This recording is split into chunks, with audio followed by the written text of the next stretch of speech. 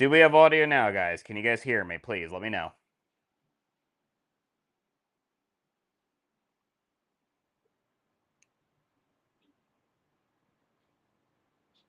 All right, I think I won. But yeah. Hang on. Can you guys hear me now?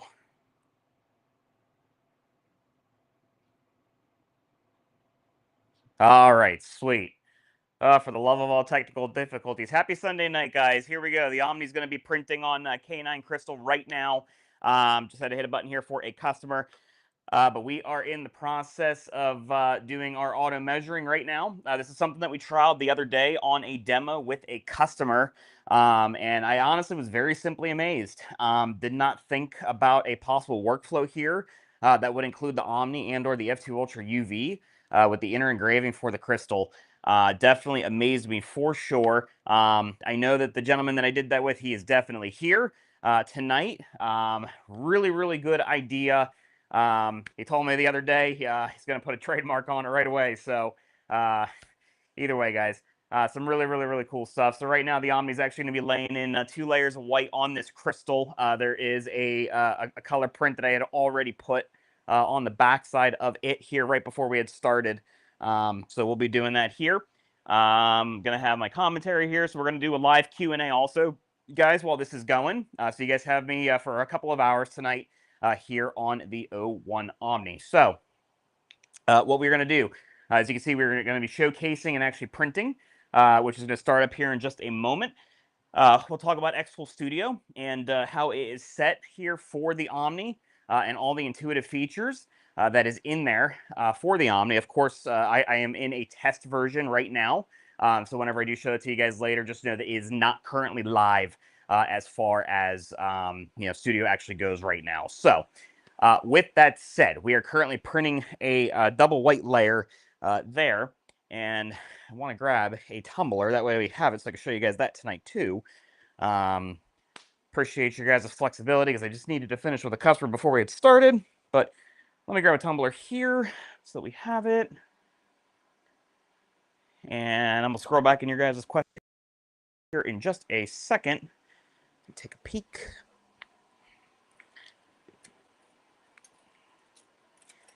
Just remember, guys, I am not a content creator. I am not an influencer. I am a small business owner and an end user. So this is my daily life right here, guys. Fun, fun, fun stuff. But it's cool. I have fun doing it, and we do it, for you guys also. So, hey, there we go. We got a tumbler. Sweet. All right. I guess probably tired of looking at my back right there. So, alrighty. Cool. Welcome, welcome. So I'm going to go ahead and take a peek here in the comments here for some of the commentary. See what we are looking at. And happy Sunday, guys. It has definitely been a very long weekend here. It is launch week for the Omni. So definitely, lots and lots of fun and exciting stuff. You guys have probably watched Bev here over the last 3 nights. Definitely did a great job. So, kudos to her. Virtual round of applause. So yeah, O1 Omni, guys, we are in the dual UV variant right now. We are printing on K9 Crystal as we speak.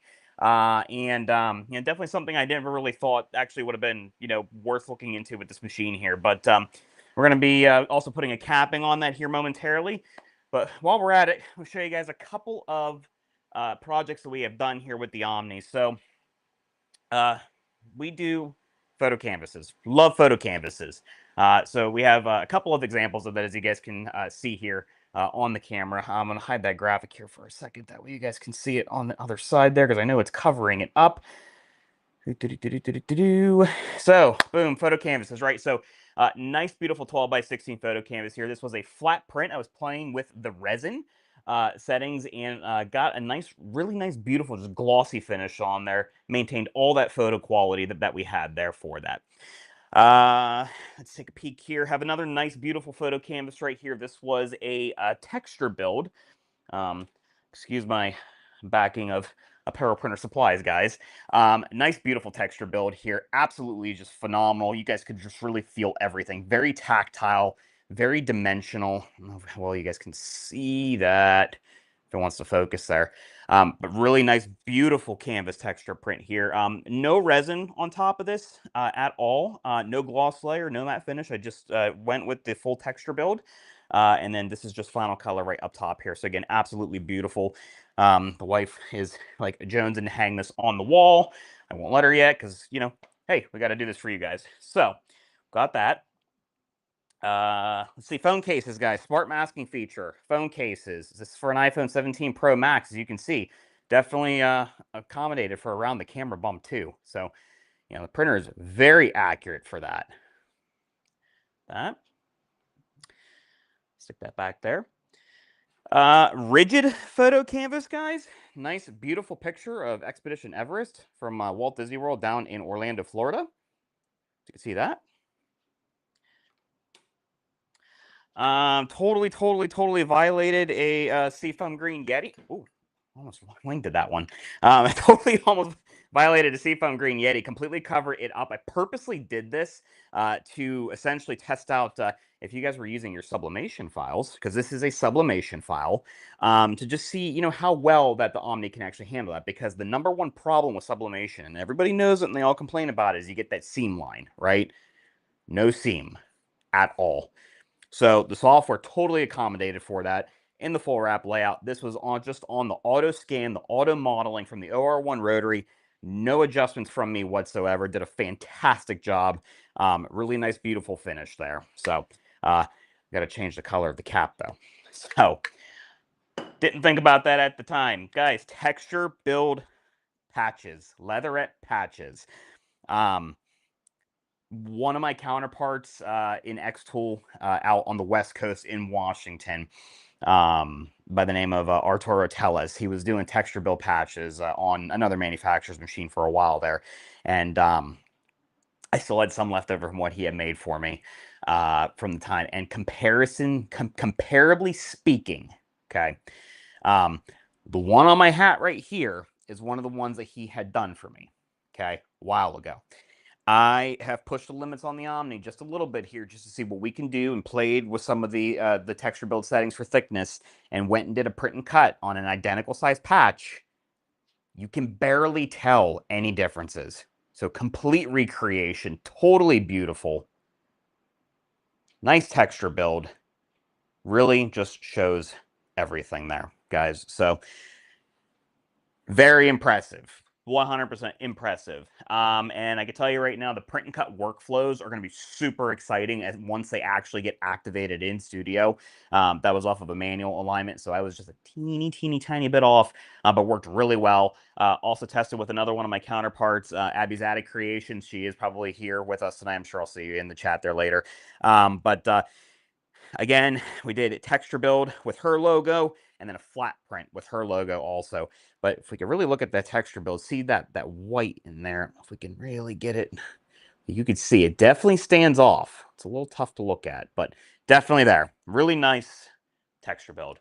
So also started playing with the fluorescence as well, which has been really cool. I was on a demo earlier when I was playing around with it, and I had ordered on Amazon this morning this nice UV flashlight, and we did it, we printed it, and I was like, oh wow, you know, I really want to look at this, but I don't have the flashlight here. And it was, I don't know, like maybe 2 minutes later after I said that it had shown up. So you know, 3D printed a case here for my P3 lenses with my logo, threw xTool's logo up there, and I decided I was going to put the fluorescence over P3 lenses here. And on a nice little, well, we'll see if I could, let's try that. Nice and dark. Look at that.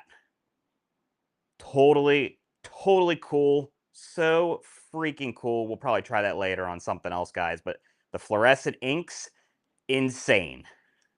Love it. Absolutely love it. Of course, I can see all the dust on my camera too. So, you know, again, all those capabilities that we have there with the Omni and then some. So, let me just check on my commentary here before we get going on another one. Okay, let's see. Helix Radio, Mr. Case, not a good start, Richard. Sorry. Got to take care of customers, guys. And we had the audio issue, but we got it. We're here. We're here. All right. While we're going through this, let me throw that graphic back up there for you guys to go ahead. You can enter for those ink sets. Let me run through the comments here so I can get your guys' questions answered. Okay, let's see. Oh, lots of yeses. Lots and lots of yeses. Okay. I got a question about the F2 Ultra. Will it work with the new rotary, or do we have to buy a separate rotary if we get the Omni, looking at getting the F2 Ultra and the Omni at the same time? Arnold, to answer your question on that, the Omni is its own dedicated rotary. So we do use the OR1, which is this unit here, completely dedicated and designed for this machine and this machine only. For your F2, you would be looking at the RA3. So you would need that. Okay. George, any opinion on their embroidery machine? No opinion that I could provide at this time, to be wholly honest with you. I have not really been able to, I haven't had time to really kind of like look into it and try and see. We do embroidery, as you guys can see behind us. I'm sure that I'm going to try to see what I could do to, hopefully kind of assist in that process. But it's kind of exciting to see. I would love to see a multi-needle at some point, but, as the companies keep growing, we will see. Let's see. Hannah, UV printing on my CES glass engraving was the first thing I did when I got home. Amazing. Okay.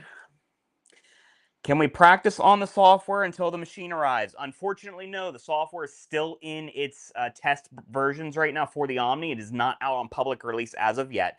At some point, whenever it does go for the next major software upgrade, I'm sure that we will see it pop in there. Righty.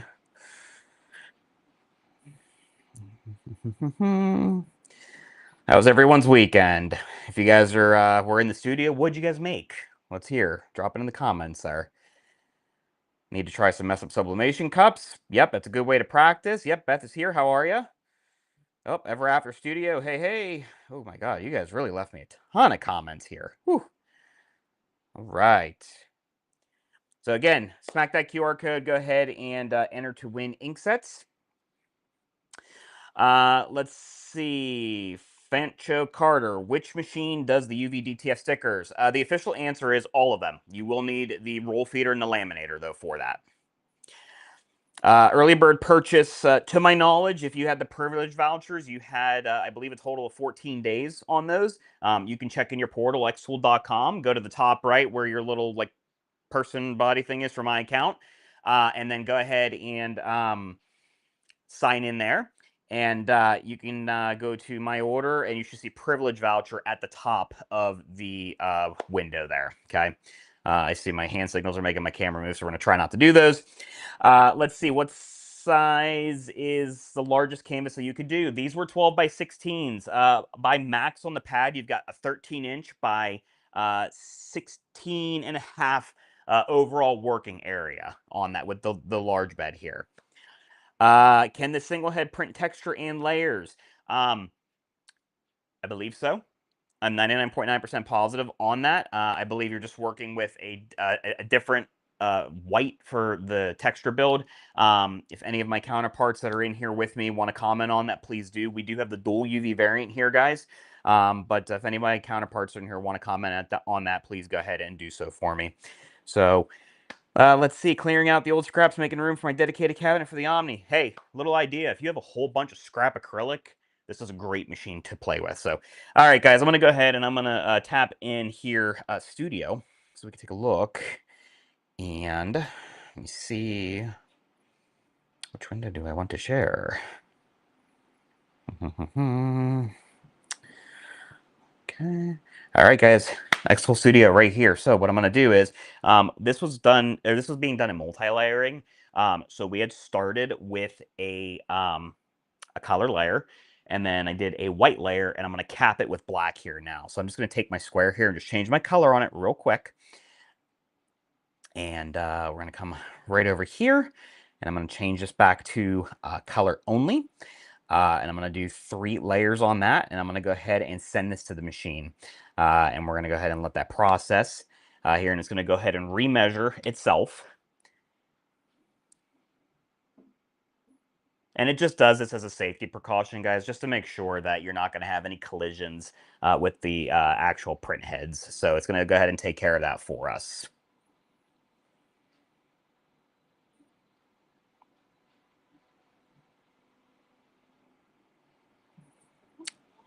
Okie dokie. So I'm going to go ahead and complete that. All right, Angelina Angston, thank you. Let's see, what would the single head do canvas wall art and leatherhead hat patches? Yes, absolutely will. Difference between this machine and the others already out there. Unfortunately, I cannot provide any commentary on any of the other brands. I can only provide commentary on the xTool machine. Sorry about that. You can catch some of those comparisons and stuff in my own private lives that I do separate from xTool. Difference between the normal white and the rigid and the flex, again, just the way that it essentially lays down and what you can use it for, surface-wise. Do I know if it's printing in a unidirectional or bidirectional? Arnold prints. Right now, we are printing in a unidirectional, and to my knowledge, from what I have heard, we may see bidirectional here through some software and firmware updates. Okay. Can you turn off the chat being shown? Well, we're just right over the xTool Studio window right now, so whenever I'm doing some other graphic work, yes. But right now, we're just going to leave it be for now. Will I be able to run 2 printers at the same time off of one computer? Yes, you actually literally can run all your xTool equipment off of a single computer.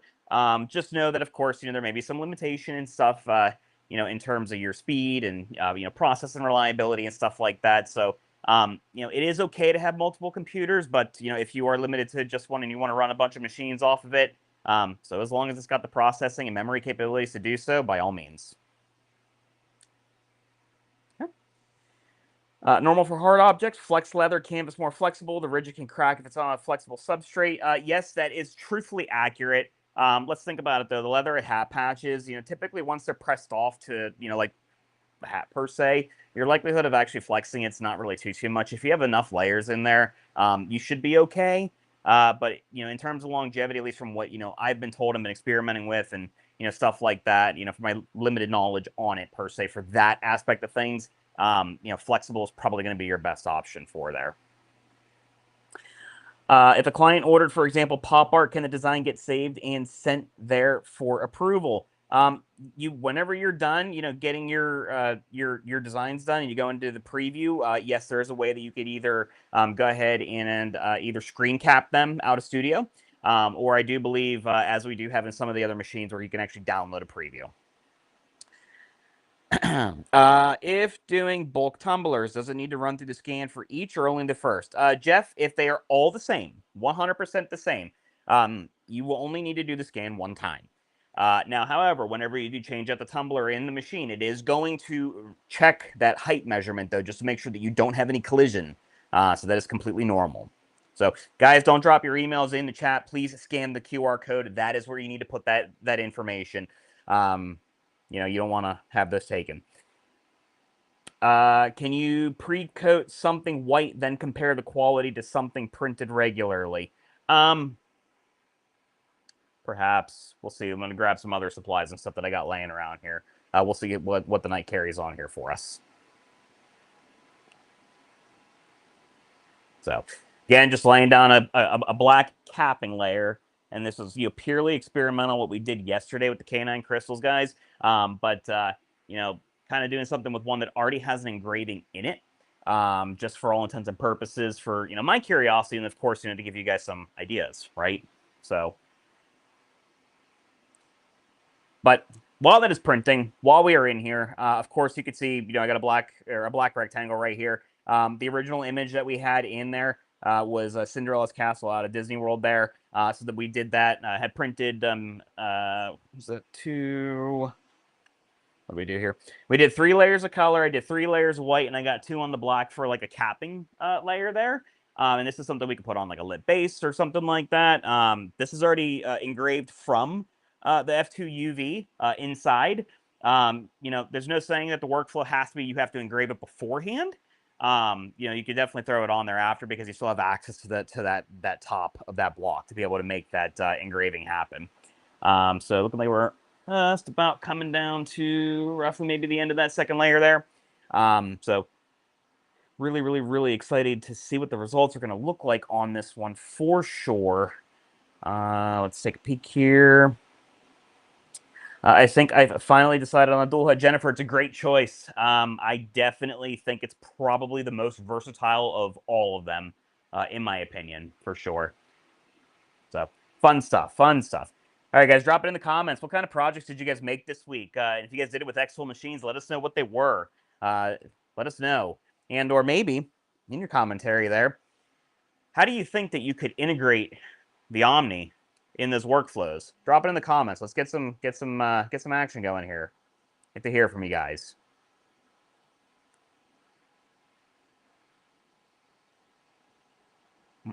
I'm trying to see if I can do this. So you guys actually see me and not staring down at a computer here. So let's see. How long will the ink last if the machine is in standby mode compared to in the machine but off? Okay. The machine cannot be powered off. The machine does need to remain powered on at all times because of the whiting circulation system and the stirring system. The machine is, similarly speaking, just like the apparel printer, where essentially, it is taking care of itself when you are not using it, stuff like that. So definitely want to make sure that it does have power at all times. Maybe even want to invest in looking at a battery backup of some sort to be able to make sure that you don't have any issues with that inking system.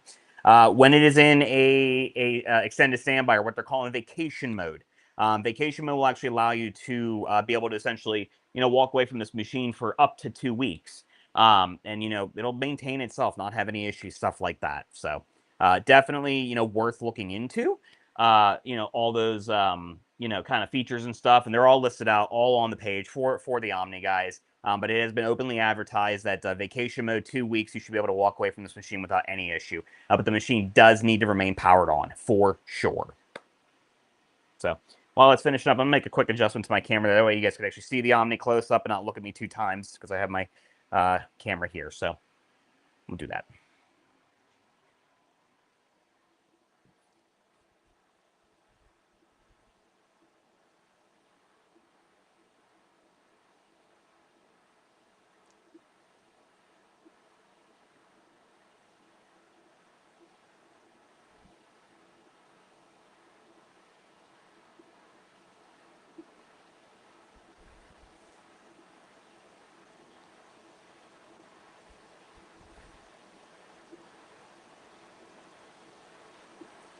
You see, there looks like we're coming down to the end of that.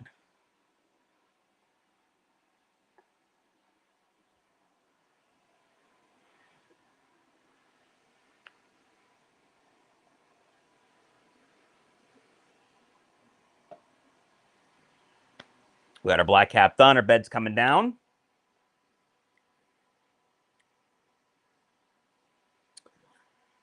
Let's see. We got some questions here. So let's see. Am I running the dual UV? Yes, April. We are running the dual UV variant here. Fanchon Carter, engrave on glass. Yes, this is a inner engraved cube already.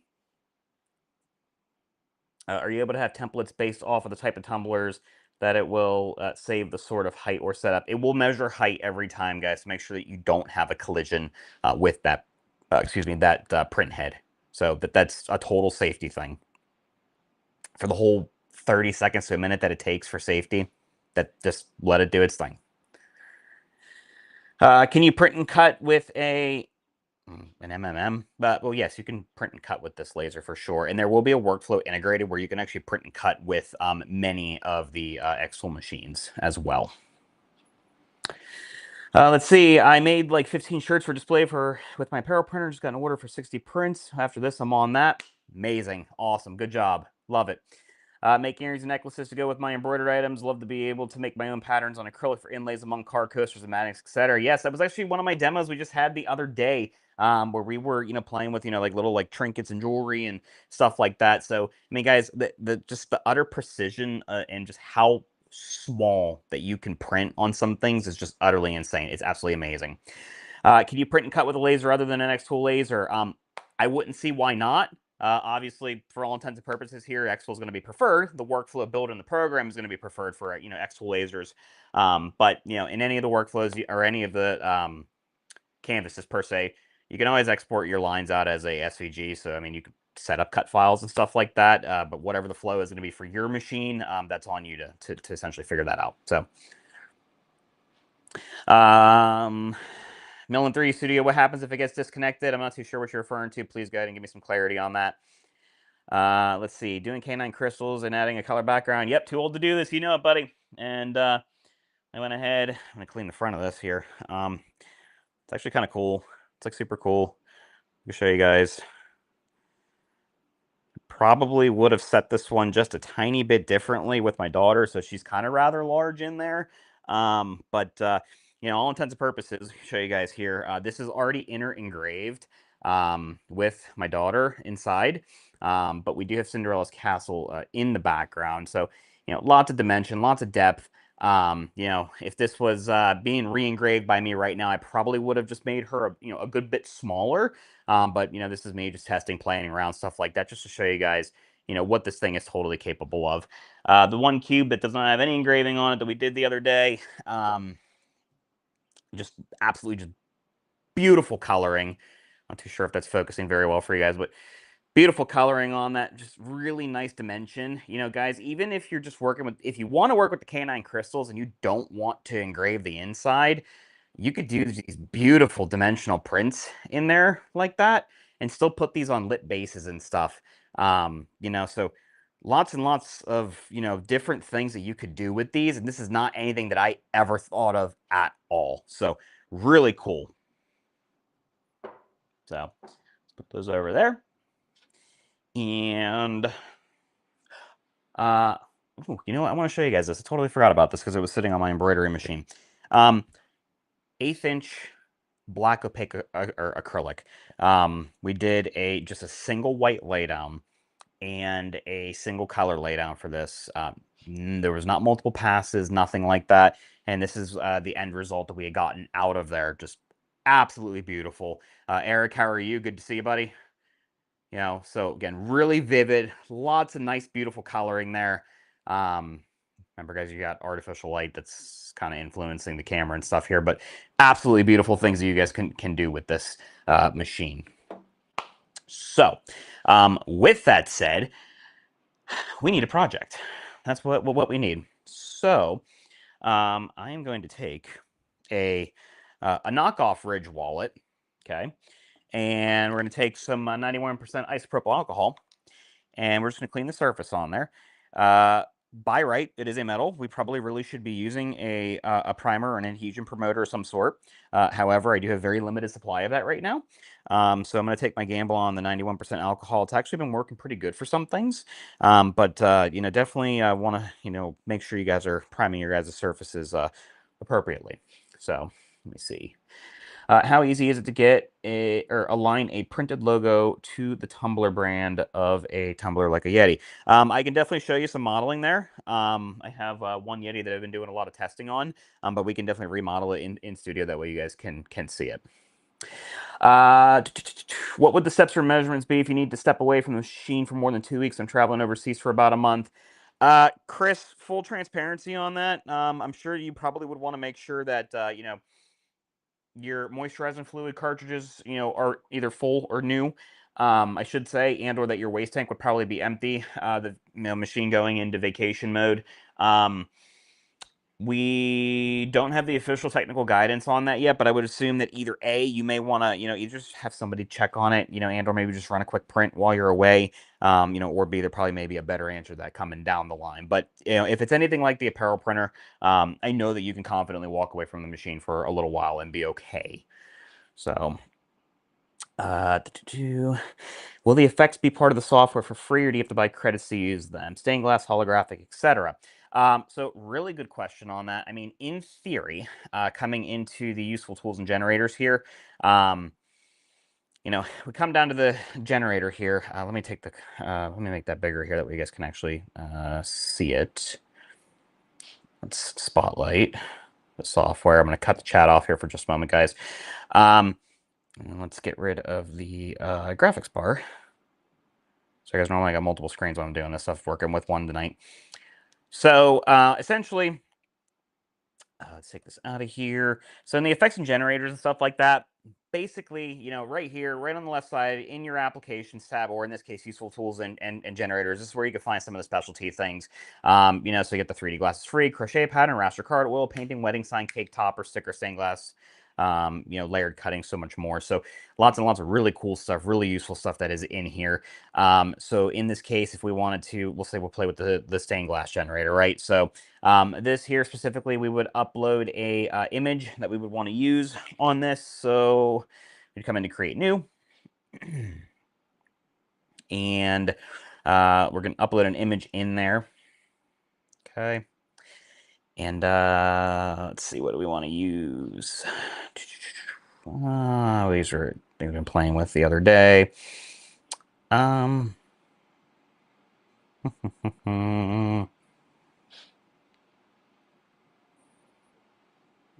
Curiosity speaking, let's use this one just because.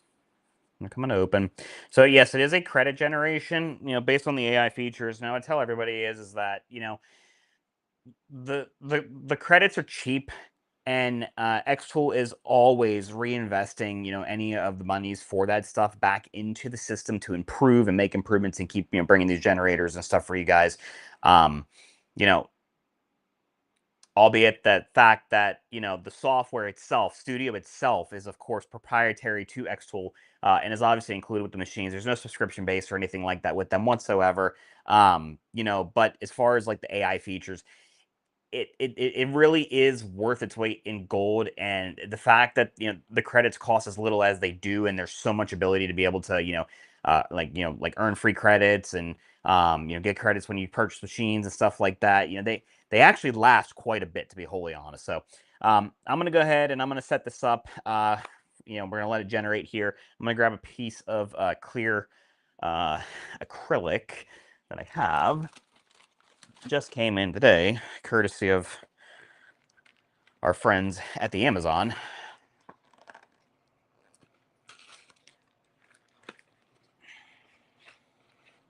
Ah.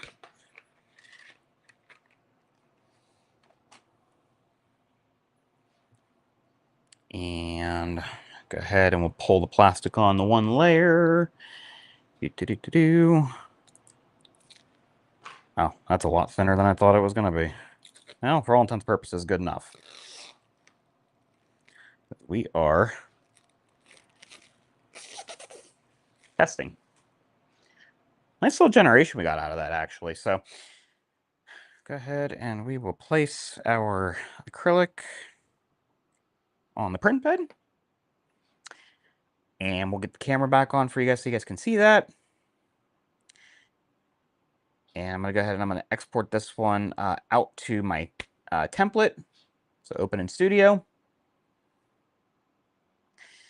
And whenever I bring stuff into Studio, guys, I always come in as keep size, and then I'll resize from there. Okay. So we're going to go to, let's find where that went. Where'd that go?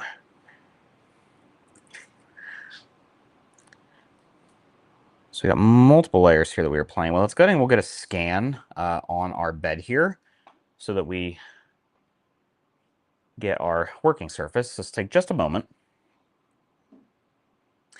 While it's doing that there, I am going to go ahead and nip the screen share here for just a moment. That way you guys can see the Omni doing its thing. And we'll check on the chat. Where are we at here? How are lenticular prints done? High Life Music, stay tuned. We're going to do that one tomorrow night. Lenticulars, we will bring that one tomorrow night. I've got some testing that I still want to do with that before we actually show that stuff here. Can you flip the order of layers when printing, like printing an image face down on acrylic, flip it over, have the photo behind the glass? You can set layers any which way that you guys want. You can set that all up. Totally capable. Tom, how are you? What other objects can you use the rotary with? Tumblers, ornaments, anything cylindrical, whatever you put your mind to, stuff like that. Totally capable. New to this, can you print on golf balls? Yes, absolutely. I mean, ideally with a jig of some sort. That way it's, secured. Jesse J, this is the duel. What happens if the O1 or apparel printer gets disconnected from power? Does ink seize up and clog? Well, to be fair, they're designed to wet cap themselves. Okay. The apparel printer, the official rule of thumb there is that it is okay for 24 hours in emergency. I'm assuming that this will be relatively very much the same and or very close to that. I'm sure that we will get the official technical guides on that as they come down the road here. I advise that everybody, guys, get an APC. It is the cheapest insurance possible for these machines. Just get an APC for battery backup purposes. APC, Jackery, whatever you want to get.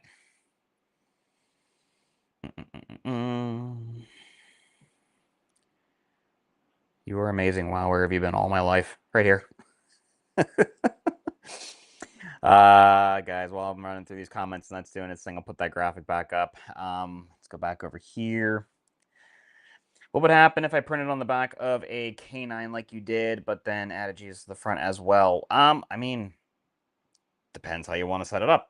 I really don't 100% know on that because if you print the back, you print the front. I mean, yeah, you can look in from the sides, but maybe you can even print 3 sides to do something multi-dimensional. Again, just got to play around with it. How long did that picture on acrylic take? That one that I showed, I think it was like 28 minutes, 30 minutes, something like that. Wasn't anything too crazy. So, do I have a reliable source for lenticular sheets and blanks? There will be a xTool selected material, so you'll be able to get that through their site. Let's see. And can all the machines do lenticular or just a dual head? I am new and I don't know how they are made. To my knowledge, because it works with the resins, you should be able to with all of them. I'm going to test the theory. I mean, we have the dual, obviously. I'm going to test the theory, but I'll ask one of my counterparts that has the UV and DT to see if they can run a test on that, so I can answer your guys' question on that tomorrow. Just bought the M2. Super excited. We'll be buying the Wonder Press and also the apparel printer. Awesome. Amazing, Tyson. Good. You will definitely enjoy all of them. Do I have a DTG example on a dark shirt? No, I do not. I do not have the DT model. Eventually, somebody will probably do a live with the DT model, but I do not have a DT model. No, I have a DT on a canvas tote bag of some sort, but it is a lighter color. But I mean, guys, even the DT stuff, even if it's on a darker surface, you could still command the machine to give you a white laydown, before you would actually get, the color laydown. So, you can get vividness out of the darker stuff. There's no reason why you can't. So, let's see here. Do you think it'll be possible to take off the side panels, the small ones, and print on? Are you talking about the side panels on the machine, not Fridge OS? Because if you are, I mean, it's probably not advisable by xTool, but it's a hard surface. I wouldn't see why not. I'm not advising it, but what you do with your machine is on you. Let me see. Is there a jig to print on a shot glass? I am very much sure that there will be one developed. Do you have an example to show what DTG looks like on a dark shirt? No, I do not. Can I show the crystal I just got here? If you're talking about the crystals, like the K9 crystals and stuff like that, here's 2 that have been done on the machine. Got this one here. Focuses. All right, you can kind of see from the top here too. I have them capped with black on the back. That's just me. You can cap them any which way that you possibly want. Again, this one is inner engraved with my daughter. It was just one I was playing around with here. She probably could have made her smaller on that, but I got Cinderella's castle in the background there. Really, really nice block. Again, capped with black. You still have all that nice, beautiful color clarity in there. So, got that stuff. All right, let's work on getting another print going here, guys. Oh, and you know what? While I have you guys on that, again, take a look at that QR code. I'm going to hide that here for a moment, and let's bring up some of the other stuff. Okay, guys, so again, this is all of your innovations that's capable from the Omni printer. So, of course, the DTG end of things with the UV and the DT. They're calling this embroidery sync mode. So basically, I'm assuming that there will be a workflow that will be done with, I believe, what they're calling the SE1, which will be their embroidery machine, and then also with the Omni as well. To be able to, kind of couple that whole workflow. Pixel scan precision, so the bed scanning. The bed scanning is actually insanely accurate. I did test this the other day on one of my own lines that I did. Sorry if you guys hear beeping in the background. It's a 3D printer. Tested on one of my labs that I had done the other day on my own, and in a manual print to cut workflow, the pixel scan camera versus what I did on the bed of the P3 was just utterly insanely accurate. I mean, like, really good. So it was really cool. So let's see here. Sorry, guys, 1 second.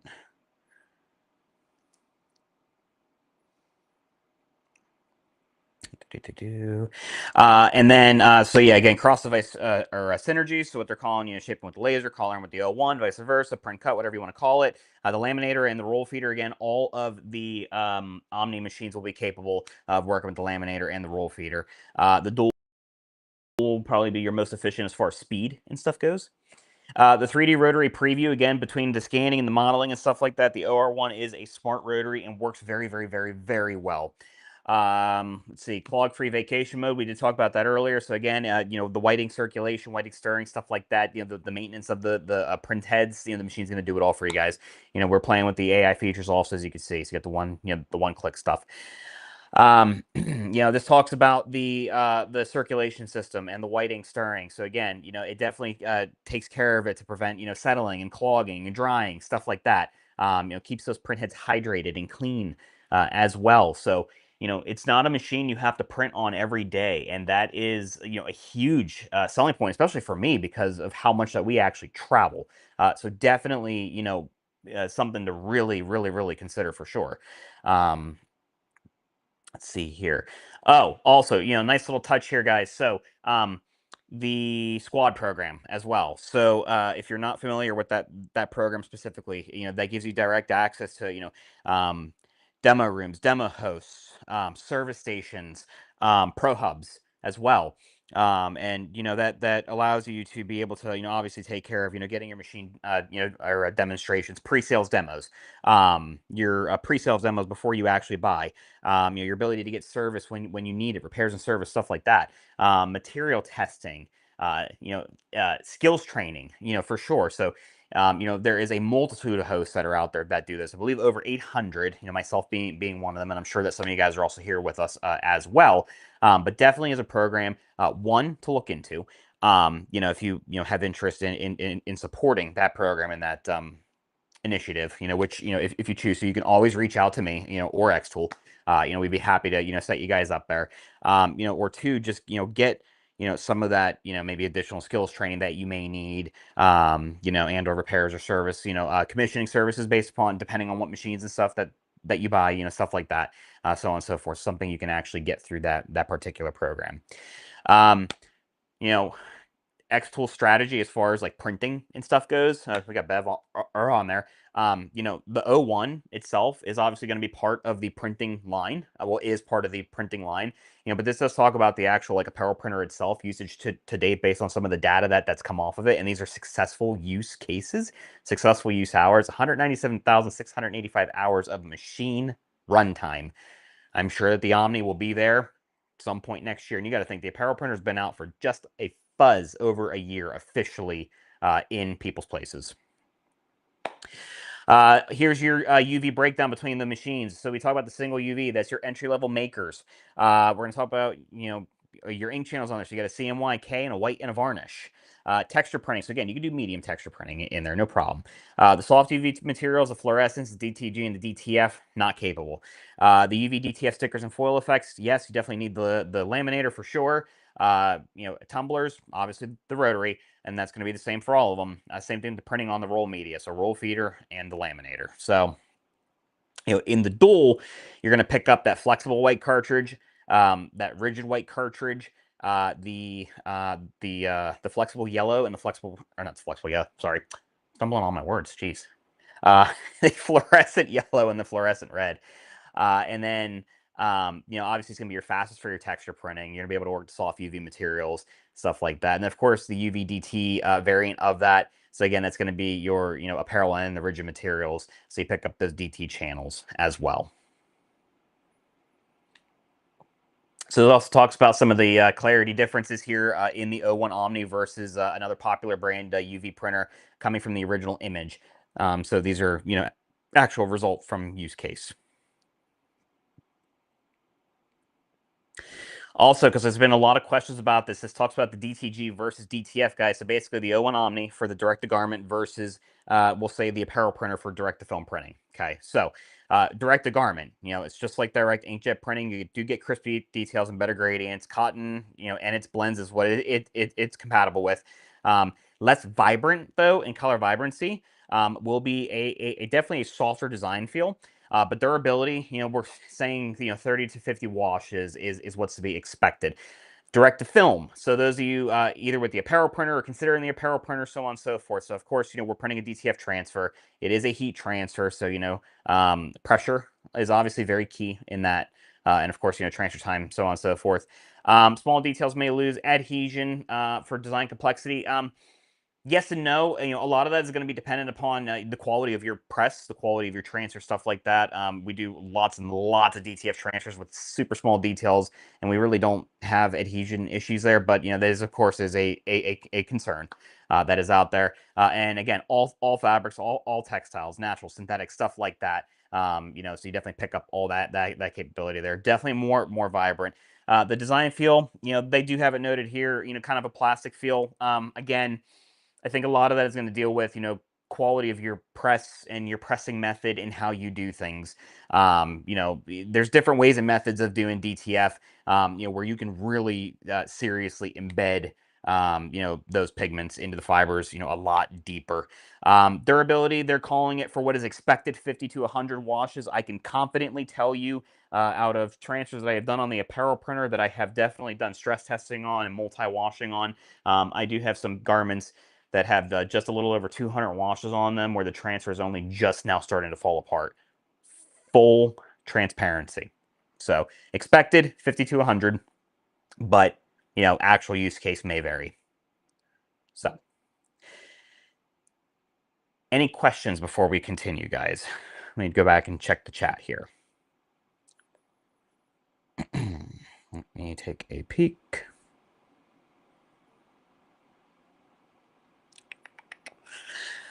Sorry, I'm late. I'm here from Maryland. Hello, welcome. Can all the machines do lenticular, just dual head? Yep. So again, by the varnishes, no problem. How long does machine maintenance kit last? Waste tank and moisture. Subjective to your use, really, truthfully. Speaking of 3D printing, can you print round discs and UV onto them? Yes, absolutely. And I mean, again, we literally printed on it, a 3D printed case here earlier today. No problem. This is just basic PLA, but definitely was able to do it. No problem. Let's see. Particular sessions, which is a pair of scissors. Service center here. Awesome. Dual UV. Yes, it is. Will there be a holographic roll available for the feeder and laminator? Good question. I don't know. I cannot answer that. Will the roll feed laminator and rotary work on all machines? Yes, that is correct.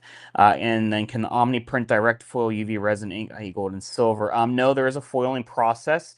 And more to come on that later on down the line, guys. And then we're going to make a quick change here, just because the stained glass, the processing time is just a little bit too high for what I have available tonight. So we'll process that at another time, and I'll post pictures on that, guys.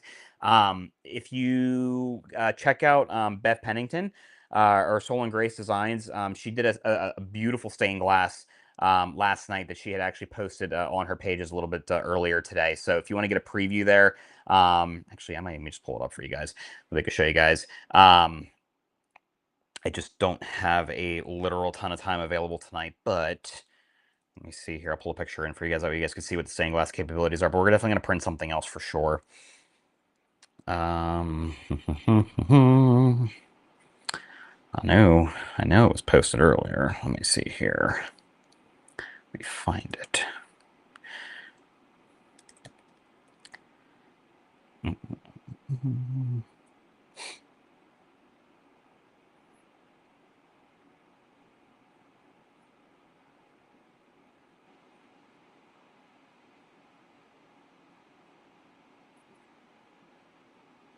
Let me get another print started for you guys, and then I'll go back and find that here.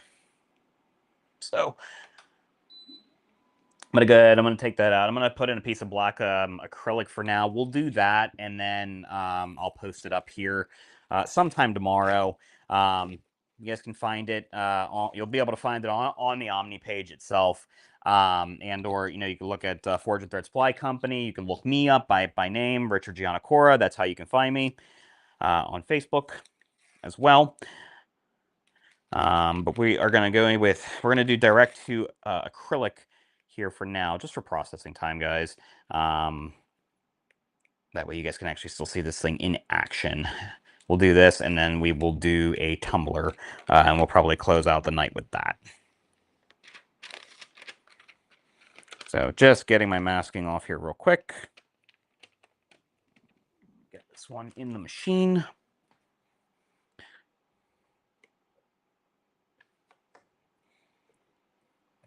That generation that I did, though, I'll just tab that over. That way we can still print that there, and we'll definitely post that one up here a little bit later. Or, I'm sorry, tomorrow we should say.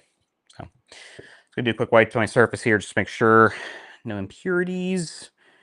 Get really good adhesion.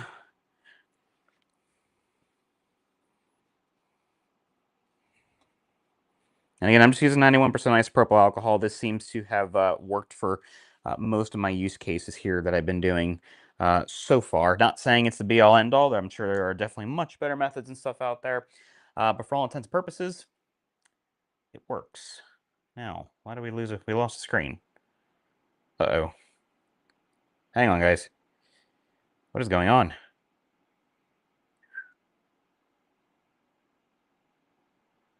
Ah.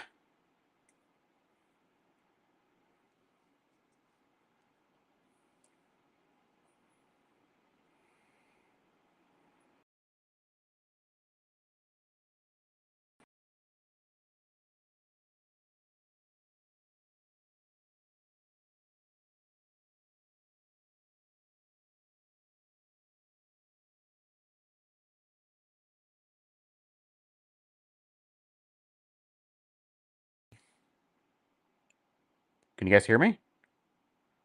Jeez. All kinds of technical difficulties tonight. I don't know what's going on over here. This is definitely bothering me a little bit, guys. Sorry about that. What I was saying was, as I had looked over, I seen a black screen and went, "Oh, hey, something's wrong." The stained glass one that I have set up on the generator, I'm gonna save that. I'll run that here later tonight or tomorrow. We'll post that one up for you guys. Just for time purposes, I'm going to do a flat print here for sure. Thank you guys. I really appreciate it. Sorry about that. Definitely is a Sunday night for sure. Abby, have I done stainless steel yet? No, I haven't. I did cut some blanks on my metal fab earlier today that I'm going to play with here this week.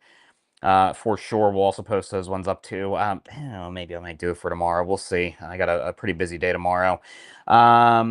Everyone hit that like button, support Rich. Too old to do this. Thank you. Really do appreciate it. Appreciate your guys' support. Again, you guys can follow me, through xTool, my Facebook, personally, Rich Gianacora, Forge and Thread Supply Company, Facebook, YouTube. And then, of course, there are groups out there also for the Omni as well. Omni Printer makers and users. Okay, cool. All right, guys, let me change out this design here on Studio.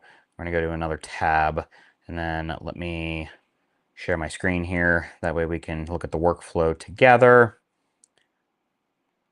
And I appreciate your guys' flexibility. Let's get rid of that infinity screen. And oh, come on. Sorry, guys. 1 second. This is not being nice tonight. What is going on? Share window.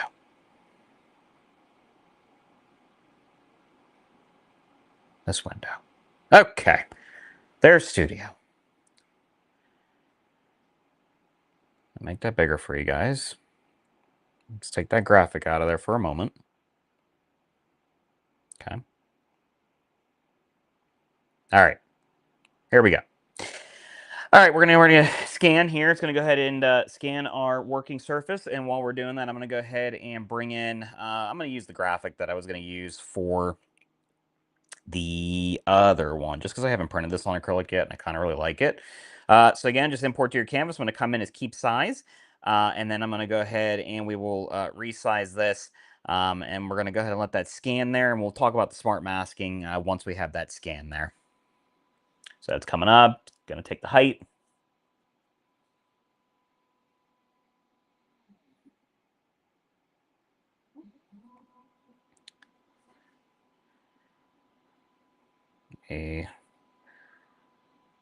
That camera on for you guys so you can see it's doing its thing.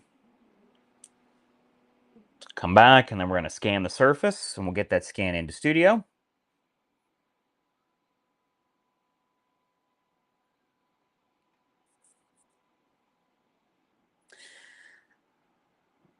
Okay. What happened to the black wall? They're going to prepare it to print. Yep, I got it sitting right here. I'm going to do it after this one. I wanted to get a really nice, vivid graphic in there for you guys. We'll do it. So we're going to run this, and then we'll probably do the wallet. We'll probably do a tumbler before the wallet, or do the wall before tumbler, 1 and 2. But I know you guys want to see a tumbler, so we'll definitely make sure that we do that as well.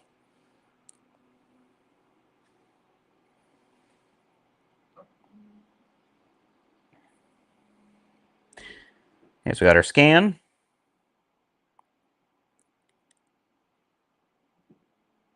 All right, there we go. So we have our working surface. So guys, smart masking feature, super cool. Come right over here, go into smart mask. We're going to be looking for the subject. So we're going to be running that extraction. It's going to go ahead and essentially box in that piece of acrylic here for us, okay? And we're going to go ahead and we're going to hit apply so we know that is our working area. And so for example, you know, that acrylic is 12 by 12. If I size this at 13, you know, by 13, you can see it's actually going to mask itself off on there, which is really nice. That way you don't have to worry about any, you know, overspray, any issues, stuff like that. So I'm just gonna use my directional keys here just to get where I want to be. Nice and center. Looks like we're just a fuzz under 12 by 12, no problem. And we're gonna let that be a flat print. We're gonna scroll down here just a little bit. And because I'm on black and I want to cover that up, I'm just gonna run that with 2 layers of white there. And we'll run 2 layers of color. We're gonna let that work with the rigid white. Just because we are on that hardened acrylic. Not going to put any resin over it. We'll see what the processing time is on that, just for sample purposes. We might tweak that. See what it says. Maybe even thought about putting fluorescence on it too. Maybe. We'll see what that process time looks like.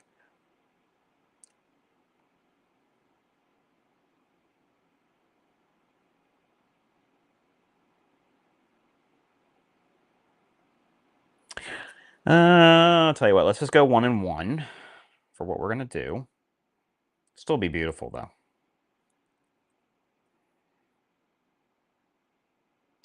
And let's see. Do I want to do any of that? Maybe. Let's see.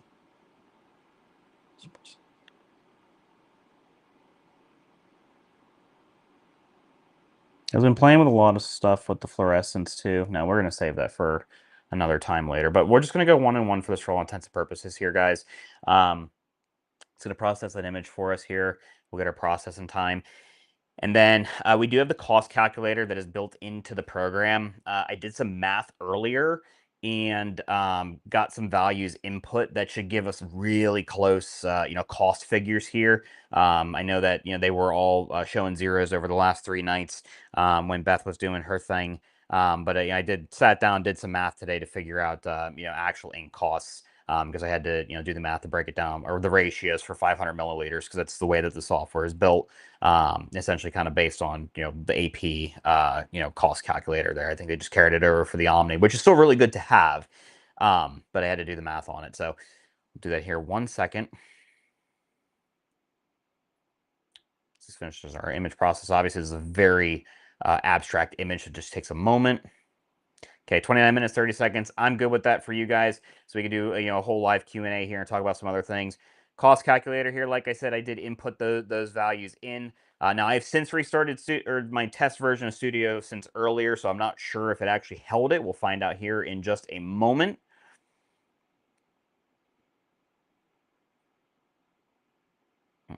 And you would not have to input any of this stuff whatsoever on your guys' ends once this actually goes live. This is, just kind of for us to, work with and, submit improvements and problems and stuff like that. That way, whenever, you guys actually do receive your machines, that everything is good and ready to go, hopefully flawlessly.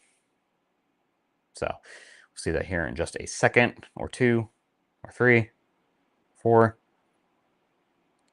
It will be a lot faster in the final version. I could promise you guys. I can tell you for the one for the AP, literally I could snap a finger and it's there.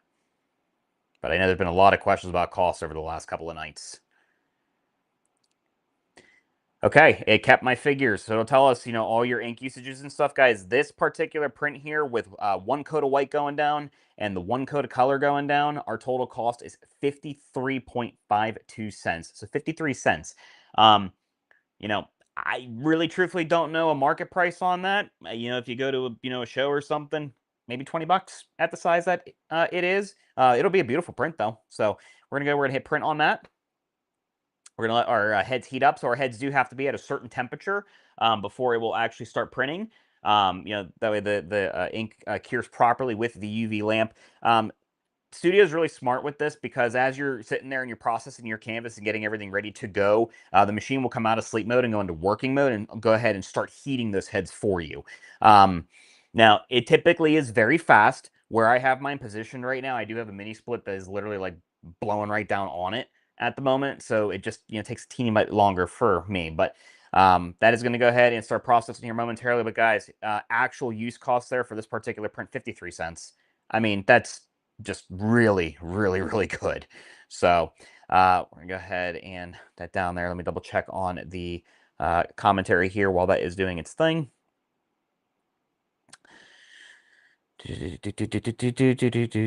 Also, I heard you will need a evaporative humidifier. Any printers like humidity. You don't want to be in a very dry environment, especially with the apparel printer and, of course, the UV printer. Evaporative is the key word, guys. Do not buy an ultrasonic mister. Do not buy a mister. Don't buy anything like that. It needs to be an evaporative humidifier. It's sensitive electronics, guys. You don't want to ruin them. Let's see. Somebody asked about financing. Yes, there are multiple financing options that are available out there. So you have Affirm, which has been a lot of 0% approvals lately, guys. If you got pretty decent credit, Affirm, it's a soft credit check. You may want to check into that option for sure. But lots and lots of 0% approvals out there lately. I've seen them anywhere from 12 to 24 months. So definitely something to look into. Again, soft credit check doesn't leave any marks on your report whatsoever. It's worth looking into if you don't want to come out of pocket, all that money right now. Dees Huntley, yes, this is the new machine. This is the O1 Omni, as you saw in the ads. Do we know if we're going to be able to use roll feed for the normal DTF, not UV DTF? No, negative. Because you need to cure it, and that would only be on the UV DT option. I think the single head model is around $16.99, runs up to around 4K if you're looking at the dual model or DTG DTF model with a bundle like the diverter and a laminator roll holder. Yes, that is correct. Peach, hello, how are you? Good to have you here tonight. We are getting ready to rock and roll on this. Let me double check on Studio. Yep, our heads are just about where we need to be. So it will go ahead and start printing on its own. No other button pushes that I need to do whatsoever. Guys, well, that's coming up here. If you're just joining us here, or if you haven't done it already, and or if you want to enter more than once, go for it. QR code right there to win a set of ink for this particular printer. There'll be 3 of you guys that will win that. And that's taken care of here within 48 hours of the actual live. So definitely scan that QR code. Looks like we're going to be starting up right now. And we have it set for 1 layer white, 1 layer color. So 27 minutes. All right, guys. live Q&A. Drop it in the comments. Anything you guys want to know about the Omni. Let's go ahead and let's do this. We're going to get lots and lots of good commentary here. So we are currently printing. I don't care if the comments go over my face, but if there's questions that may spur some other questions out there, guys. So, all right, let's do this. Q&A time. Drop it. Let's talk about it, guys. Anything you guys want to know on the Omni or any of the xTool machines? Now's your chance. Let's go ahead and do it. We got about 28 minutes or so here. Getting a really, really, really nice, beautiful white laydown though going down right now here on that piece of acrylic, guys. Peach, just FYI, everyone, I've seen this machine and it's amazing. It was nice seeing you yesterday. Absolutely nice seeing you yesterday. Jennifer, thank you for hanging out with us on a Sunday. Totally missed Bev the past few nights. I'm glad I caught a live. Jennifer, you can go back and catch those lives. They'll be on xTool's YouTube channel and their Facebook channel. Bev had 3 continuous nights of just great lives. Tons of information that she done. Tons of live demos, stuff like that. Did a really, really, really fantastic job. So... guys, I don't know. I guess my camera's chopping out on the frames per second a little bit there, but I promise you the UV does not stutter. It is a very smooth going machine there. So just in case there, if my OBSBot is not doing what it needs to be doing. Hey Joe, how are you? Good to have you here. Nice Penguini. Do I need the humidifier if I'm printing in my house? Again, printers love humidity. It doesn't matter if you're in your house, your shop, your garage, your basement, your bedroom, your bathroom, wherever you're printing. You should have an evaporative humidifier of some sort. Not saying you have to run them full time, but you don't want to be in super low humidity cases either. When is the AB film going to be released? I don't have any answer on that right now, Peach. xTool will definitely make sure that that's available once those things are out there. What if you want to print large objects? Can the software automatically divide an image over multiple print surfaces? Spencer, that is a great question. If it follows typical xTool fashion, I'm sure that there is tiling that can be done, but we don't have that right now. But I mean, with the scan camera, even if you have to manually break up, and how insanely accurate that it is, I wouldn't see that being any issue whatsoever. Let's see. Can you UV sticker laminate without the roller? I do not believe so. Does gold and silver acrylic reflect too much to print on? You know what? I don't know. Haven't tried it. I'm sure with a proper surface prep, you probably would be just fine. Put that on my notes here. Let's see if I can get some. Gold and silver acrylic. Okay. All right.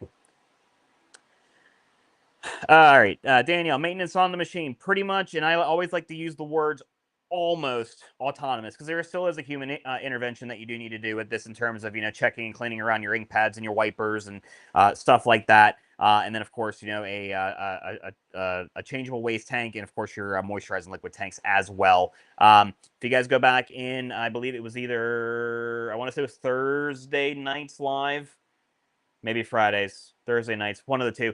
Bev did a nice rundown of how to actually do a proper machine cleaning and all that stuff with it, and she's probably one of the best people to get that from right now because she was one of the extended beta testers from start to finish. So she's been in it. I've had my hands operating in this machine now for over 10 hours of operating time, and I've actually been online and playing with it and doing different things with the software and stuff for about 70. But she's going to be the best person on that. If you go back into lives, it'll be posted on xTool's YouTube and their Facebook. You'll find that information there for sure. I'm sure as time goes on here and we have it in our hands longer, and I'll get my chance to do my content and stuff with it. We will post that stuff out there. You guys and I have a whole series on the apparel printer as far as maintenance goes, and I'll get it here at some point.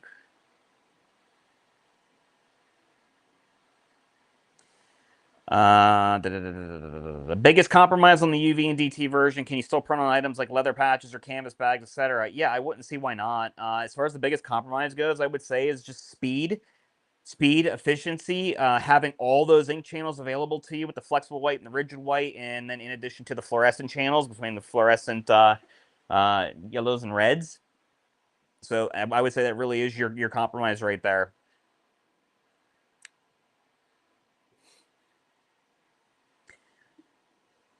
Can I please explain the difference between texture and relief? Okay, so from the texture standpoint, the machine is capable of doing texture build, and that is something that can be commanded inside a studio. and you can actually control that thickness of how much, that those layers are going to be built up, so on and so forth. In terms of the relief, I haven't played with it as of yet, so I don't want to give too much commentary on that just yet. I don't want to give you guys bad information. That's something I'm planning on looking into here, either later tonight when I get done here with you guys, and or tomorrow. That way we can bring some more of that information for you guys. But I have on my list right now for tomorrow, obviously the stained glass. I'll run that. We'll post it. Just for timing purposes, I wanted to have something else to show you guys here tonight.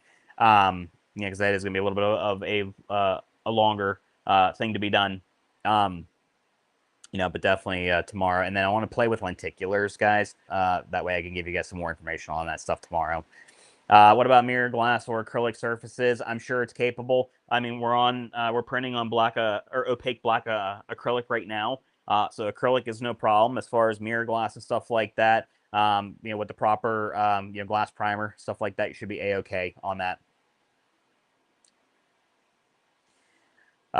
Do I know how much space you need in front of the Omni while using the laminator and roller? Truthfully, I do not know that exact answer to that. I know that the machine with both of the doors open, front and back, you're looking at about 44 inches. I do have my front door just kind of hanging down a little bit. Not advisable, guys. Definitely don't necessarily want to do this for a full-time case, or full-time use case. But I needed to because I have other projects going on right now for my customers.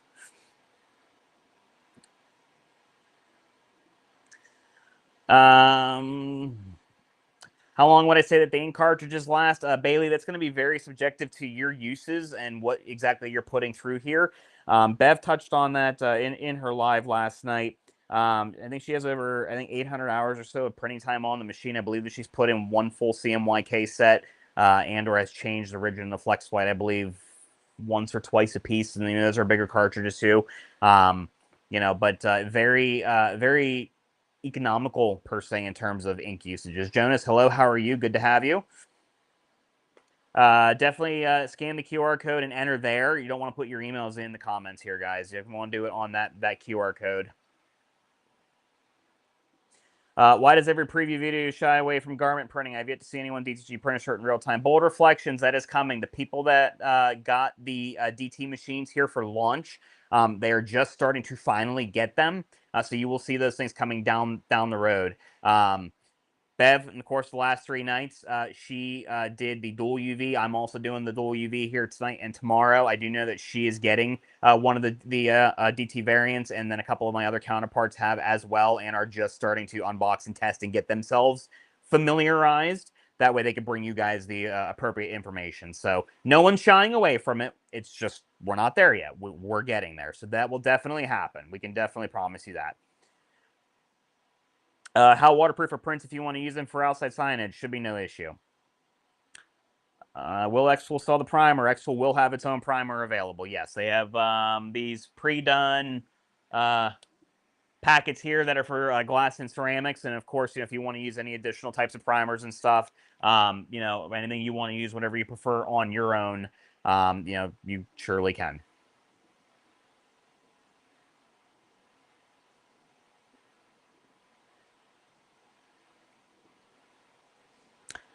Samuel, sorry, it's the first time that I'm seeing this. You got to remember, I got a commenter that's going a million miles an hour over here on my end. So, you understand flex white. What is the difference between the regular white and the rigid white?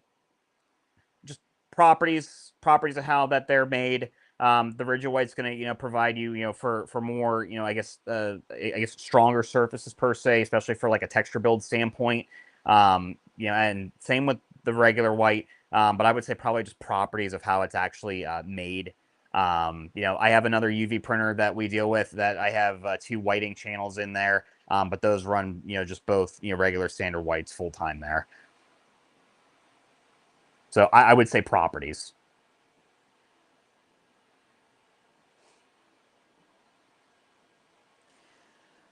With the dual, would I be able to at least do on a heavy leather biker jacket on the back with a flex? So, I mean, I've printed to the leatherette with the flex, and I mean, I flexed it around and it's been okay.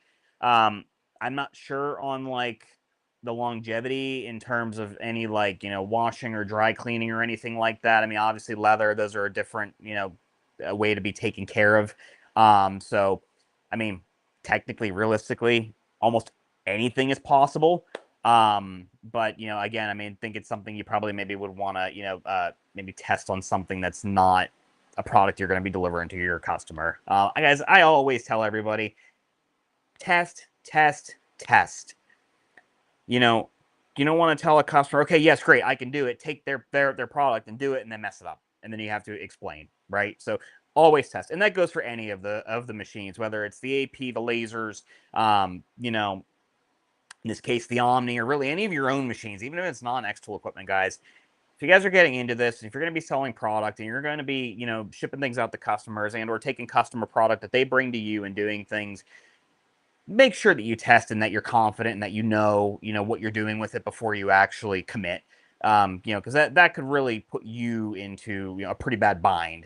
And we'll use those biker jackets for example. I'm sure that those are very expensive.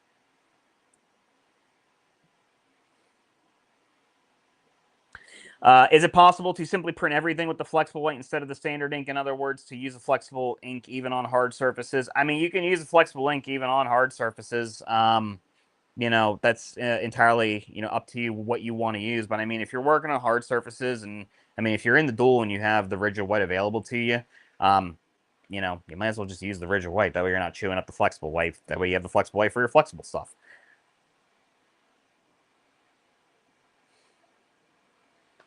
Millen, if the ink cartridges go past date, will the O1 lock you out from using them? That is a great question. I do not have the official answer on that as of yet. But as with any inks, they do have an expiration date. So at some point, yes, they would need to be out of the machine. So I would assume that that's probably a safe thought. But I can't confirm one way or another on that. But you don't want to be using old inks. I mean, you can cause issues with print heads, and it's not worth it.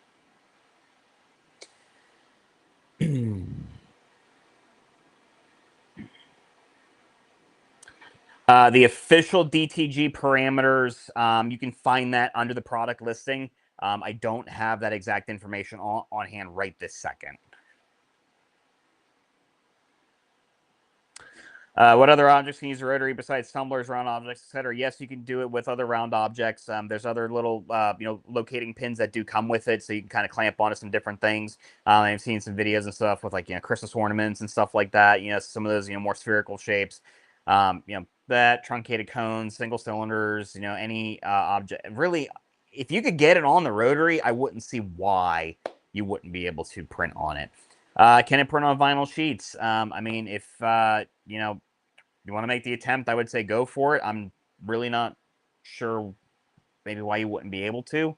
It's just a matter of whether or not the UV ink would actually, stick and cure to it. My counterparts, if you're in here and you have an answer to that, please go ahead and drop it in the comments. I'm not 100% confident in saying yes or no, but I've been surprised by some of the things I've been able to print on with this.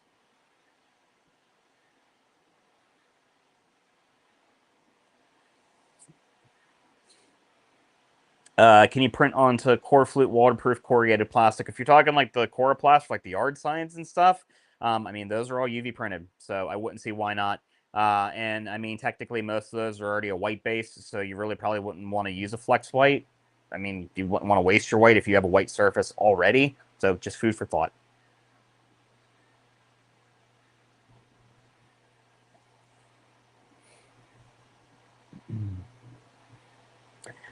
Chris Crafts, how much of a curve can it handle, such as a hip flask? Great question. I want to put that on my list because I have a couple here. So let me write that down. Glass. The ones that I have are leather wrapped, but there is curvature to it. So we'll try it. We'll see what it can actually handle. Brandon, make sure you scan the QR code. You can enter there for that. You don't want to leave your email in the comments there. How does it handle a dinner plate-like object where the center is lower than the rim? Can it adjust heights while printing like lasers do? That is not a floating Z-axis, guys. So I'm not too sure on that specifically. Probably the best use case on that would be to utilize the UV DTF functions and do those permanent, stickers. I mean, they do hold up very well. I'm going to be honest with you guys, though. UV ink is not food safe. So you don't want to, be using it in applications where food could make contact with it. So, food for thought.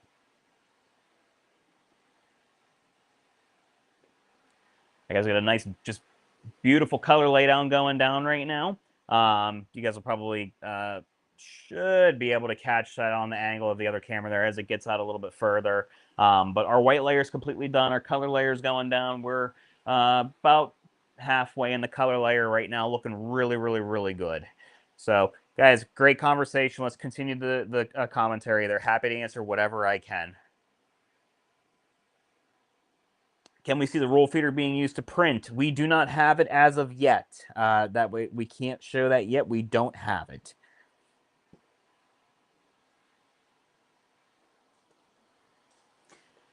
Now, also, guys, technically, too, while you are printing, you can, in Studio, you can open a tab and you can start preparing your next project and stuff like that. You just won't have your, smart masking features or capabilities because, obviously, bed is in use with another project that is on there, so you're not going to be able to get a scan of anything. But that doesn't mean that you can't start, preparing and playing around with your other projects, too.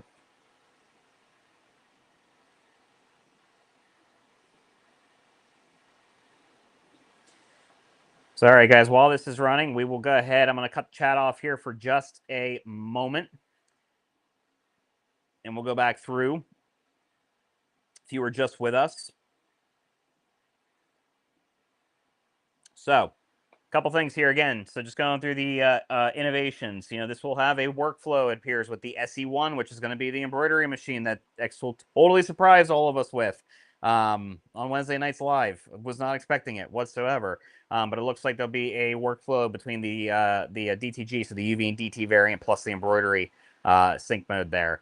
Pixel scan precision. So again, that's talking about the scanning camera that's built into the print carriage here on the machine. I can tell you right now, it is deadly accurate, absolutely accurate. We did test it was a manual print to cut that I did because we don't have the workflow activated yet. But it was a manual print to cut, and I went and I actually had UV printed to a it was an 1/8 inch piece of basswood plywood. Okay, put 4 dots on there, and I took and I put it into my P3 the other night. And what I had done was I purposely only relied on the large bed camera for the P3. Didn't rely on close shot or anything like that, just to see how accurate is bed camera versus the scan camera. And we actually ended up taking that and we had cut it into a puzzle. And by the way, guys, if you didn't know this, little tip, there's a puzzle generator built into Studio in the applications. Works really well, actually. But that's what we did with it the other night. It was absolutely beautiful when it had come out. And as far as the actual, the precision of the cut goes, it was perfect. Literally, it cut that outer border 100% perfect. There was no ink left over on any parts of that plywood. I had no unprinted areas in any parts of that puzzle. So dead accurate. It was amazing. So again, that print and cut capability is going to be really, really, really good once they get the workflow down pat. But even just really quickly throwing it together manually and not really focusing on it, that just tells you how good that those cameras actually are. So, the 3D rotary preview, we'll do that here. We'll do the rotary thing after we do the wallet. We'll close that out with the rotary, but we'll show you guys that. And again, there is a vacation mode. So this is designed to be able to walk away from it for about 2 weeks without issue. I'm sure on an extended time, as long as essentially all variables are perfect. Say your waste tank is empty and your moisturizing liquids are full and your capping station was clean before you left and stuff like that. Probably can make it a little bit longer. But, if you're going to be gone for a very extended period of time for any reason, guys, it's not a bad idea to have somebody, check on your equipment and or just run, a a quick print or something just to promote, you know, nozzle flow, stuff like that. So here it is for your guys' you know, your white ink maintenance per se. So again, you do have you know, automatic white ink stirring, which, you know, takes care of, you know, avoiding any settling and stuff. White ink circulation to avoid clogging, and of course you have the smart hydration system, which utilizes those moisturizing liquid cartridges to be able to keep those heads either one clean and two flowing. So definitely have that there. You know, looking back at it, again, this is a printer for xTool, but looking at use case based upon the apparel printer that is out there, that has been out there for just a fuzz over a year now at that point, or at this point officially from production standpoint. Use hours, 197,000 plus use hours on that machine flawlessly, guys. So, you know, xTool really does take pride in making these products to be as good as they could possibly be. And, you know, I would assume that, you know, a year from now, probably when we're on another live doing some other stuff, we'll probably see something very similar for the Omni. And, you know, who knows what else is to come, but definitely something to be very proud of from xTool standpoint. So, but again, your differences in your machine capabilities. So your single UV, that's your guys' entry-level makers, and that's just going to be your rigid materials. You know, so CMYK, a white and a varnish, can do some texture build printing as well. Not the best for the soft UVs, not going to get any fluorescence, not going to get any DTG or DTF. Again, you can do the UV DTF stickers and foil effects with the laminator. And of course, your tumblers with the rotary, and of course, works with the roll feeder as well. In the dual UV, that's going to be your guys' premium. So again, that's your advanced effects and your neon, or your fluorescence, I should say. So you need the CMYK, that white and that varnish. Then you're going to get a flexible white, and you're going to get a rigid white, and then you're going to get a fluorescent red and a fluorescent yellow as well. And for the texture printing, that is going to be your absolute fastest. Yeah, so again, two heads running in there. Good on the soft materials. You get the fluorescence out of it. You have all those ink channels completely full. You don't have to worry about changing anything at all in terms of, you know, trying to swap cartridges and stuff. I know that, you know, there was some of that was talked about Wednesday night, that they're looking into it, you know, for being able to swap whites on the single UV head machines. You know, no dead confirmation on that yet, but if they said it and they said it publicly live, it's probably being worked on, truthfully. But if you don't want to go through any of that hassle or mess or having to have to, you know, purge lines, clean lines, all that stuff, even though I'm sure that they'll build a flow into the machine for it, the dual UV is the way to go, guys, really, truthfully. If you have an apparel printer and you are already running DTF, you really truthfully don't need the UV and DT version. I've had so many of my customers that have the apparel printer ask me that, and that is the exact same thing that I've been telling all of them. If you really want the UV and DT version, even if you have the apparel printer, that's totally fine. It's your prerogative. It is what you want. You know, that'll give you the direct garment capabilities and stuff like that. But, you know, if you have an apparel printer and the ability to go and print, you know, any textile that even exists out there, you know, plus woods, and I mean, I've even done it to leatherette and, you know, some other things. Me personally, I don't see that being the realm that, you know, I would want to go with an apparel printer being in my workshop. But again, totally up to you guys. Dual UV, you know, is probably going to be your better option there. Then, of course, the UV and the DT, you know, you get your CMYK ink channels, your white, your varnish. And then, of course, you're going to have your, you know, your DT white, your CMYK there as well. Still can do texture building. You're not going to be able to do your soft UV materials. You're not going to get your fluorescence, but you do pick up that DTG and that single one-off DTF capability. All three of them work with the roll feed and the laminator. All three of them work with the rotary, guys. No problem there whatsoever. Again, use graphic here showing, you know, a original image, the O1 Omni processed image, and then, of course, another popular brand UV printer as well. Final results as you see here. Okay. Again, quick breakdown on your differences between the DTG and DTF.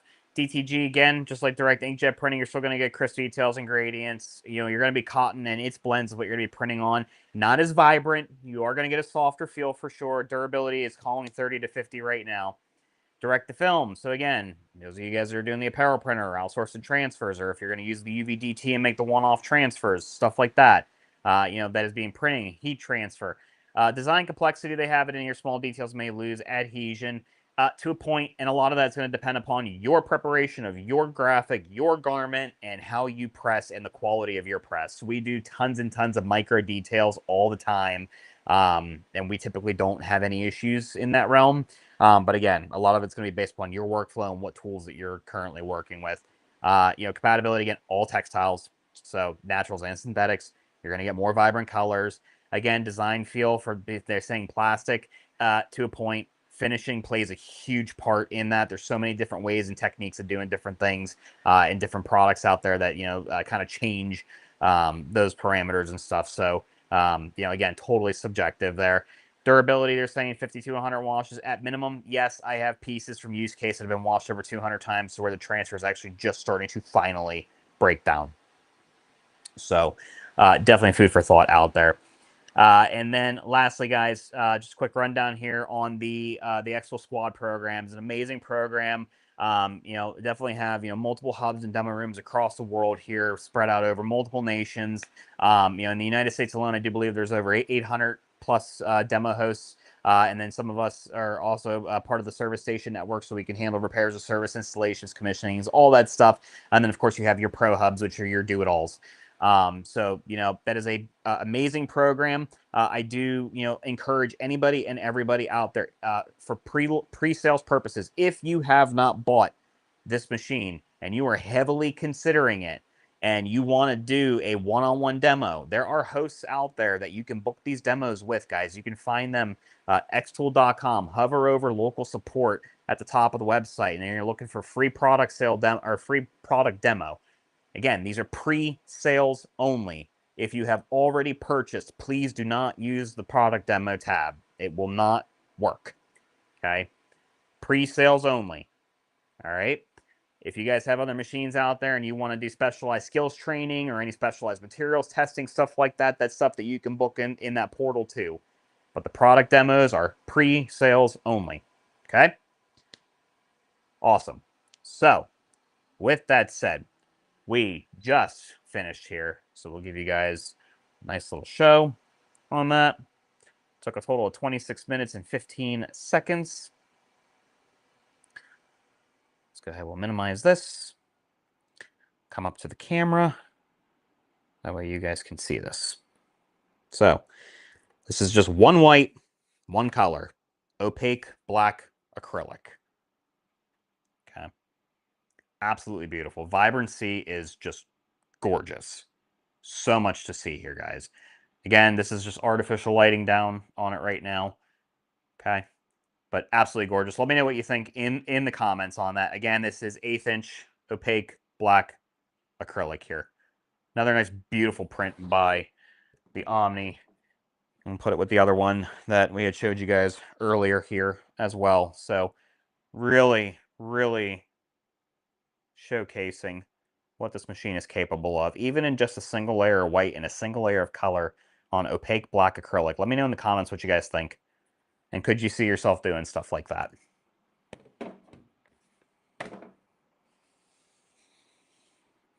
Alrighty. This one in here. And we are going to go ahead and we're going to prepare our next project. So I'm going to take wallet and we're going to put it in here. Now, guys, this has a little clip on it, okay? So it's going to kind of sit kind of a little elevated here, right? So either A, we could put something back here to kind of compensate for that, or B, let's find out how good the focus of the machine is. So I'll pop that in there. Okay. And we're going to go ahead and in Studio, we're going to run a scan. And let's see what we get.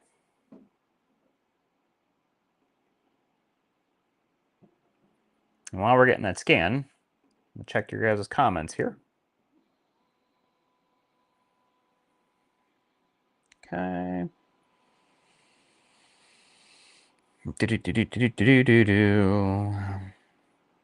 Jose, I have an AP and order the dual UV. Awesome. You will definitely love it. Erica, please make sure that you do utilize the QR code. I'll put that up here for you. That's where you can enter for the ink sets. So there's your QR code right there. Definitely make sure that you do utilize that. Let's see. Can we see a sample of using the printer and a laser cutter for a single project? Spencer, I'll do that tomorrow. I'll come back tomorrow night. We'll probably do it with the basswood plywood. I'll do the whole puzzle thing probably like I did the other night but you know, on the xTool Live. So definitely come back tomorrow night. Melania, please definitely make sure you drop your email on the QR code. Scan it with your phone. Okay. Yes, guys, it definitely was beautiful. Thank you so much. Love the commentary. Brandon, awesome. Glad to hear that. You will definitely enjoy this machine for sure. Let's see. I will buy the dual head Omni printer. It includes all the color set and the maintenance liquid, or sold separately. So, guys, any of the machines that you guys get, your entire starter set of inks and all that stuff, including your maintenance tanks and all that, you're going to get it with it. Your ink sets, they're full. They're not sample cartridges. They're full. So you're going to get that with them. Okay. All right, Melissa, definitely make sure you guys scan the QR code there. Angeline Langston, could I add fluorescent to an image that's already done? Like, could you put what you just printed back in the Omni, select spots to lay fluorescent? I mean, if your alignment's really good, and you probably could take and put the regular image back on the canvas and then put spot coloring in there and then just shut the output on the original image, possibly. That's a great question, honestly. Can't give you the dead answer to that right now. But I mean, it could be possible. So, let's see, Rich, does this engrave also? I saw a video that looked like it could make a challenge coin. No, this will not do any terms of laser engrave or any form of laser engraving whatsoever, guys. Plenty of other machines in the xTool ecosystem that'll do all that stuff. Now, who's to say that you don't do any laser engraving on some things and then bring it to the Omni to do your final printing and stuff like that? You know, so different use cases there for sure.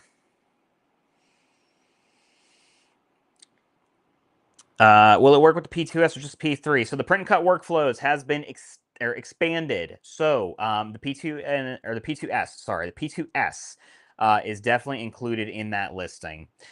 Zixer, I have no commentary on any other brands. Please don't spam my live. Thank you. Let's see. Reinforces I made the right choice. Ordered the dual UV largest bundle. So excited for it to arrive. Awesome. You're going to love it, April. Charisse, remember you can't upgrade machines. So at the end, buy the dual.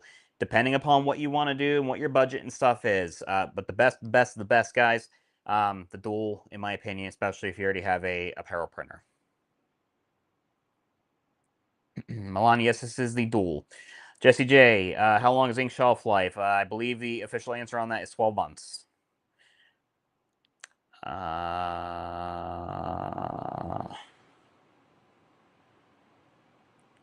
Castile, I can't answer that, bud. Sorry. That's not a question that I can answer, nor can be done on a Facebook Live, man. Don't post that stuff, please.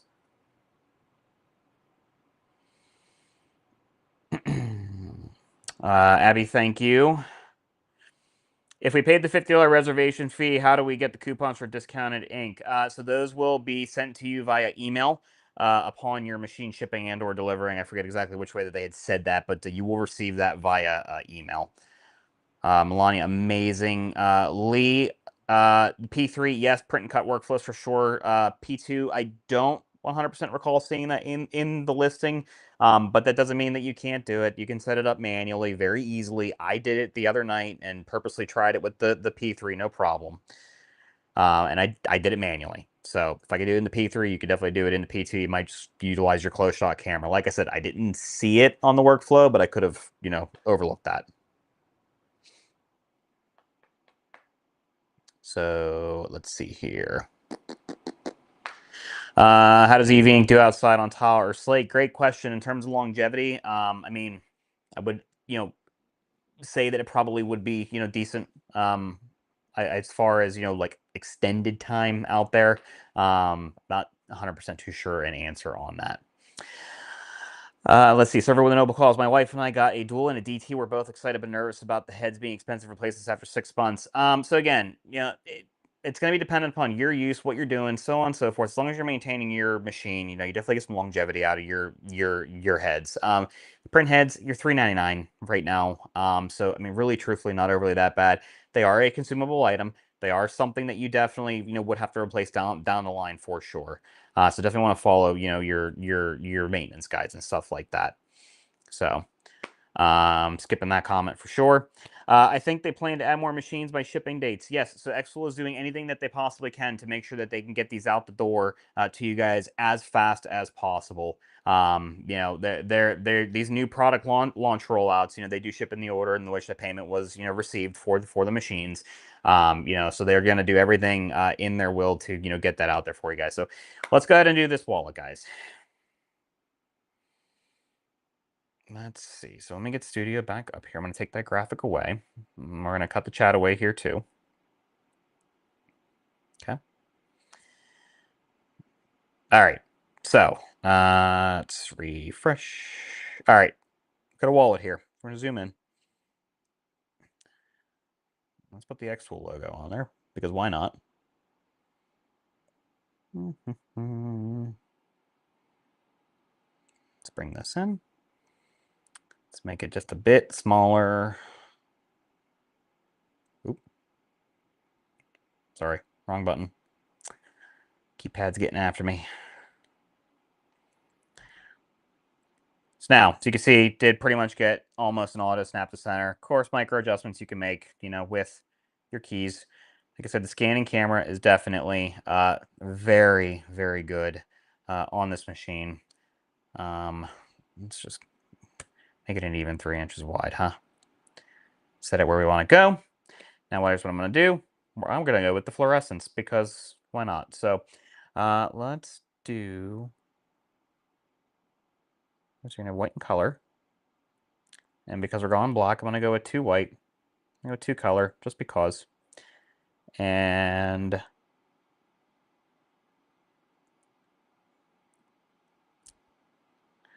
let's do white color and fluorescent yellow. So we're going to 2 white, 2 color, and 2 of the fluorescence, guys. Process. 6 minutes, 43 seconds to do it all. And print. Task is created. And she will be ready to rock and roll. Here we go. We're going to find out on the focusing with that slight little tilt on the wallet there. This would be a great use case for a jig of some sort. So definitely something to consider there.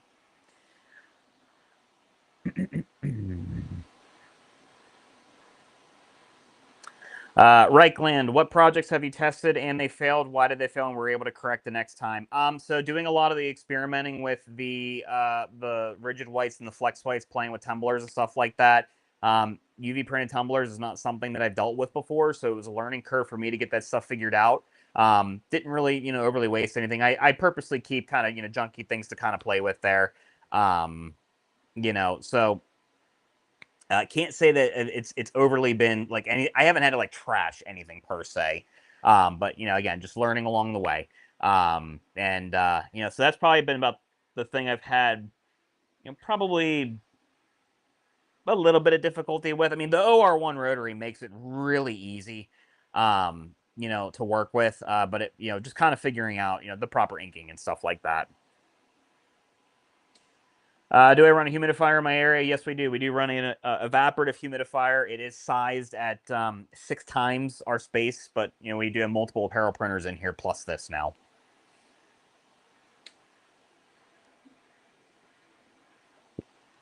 Guys, thank you for the good commentary. I do appreciate it.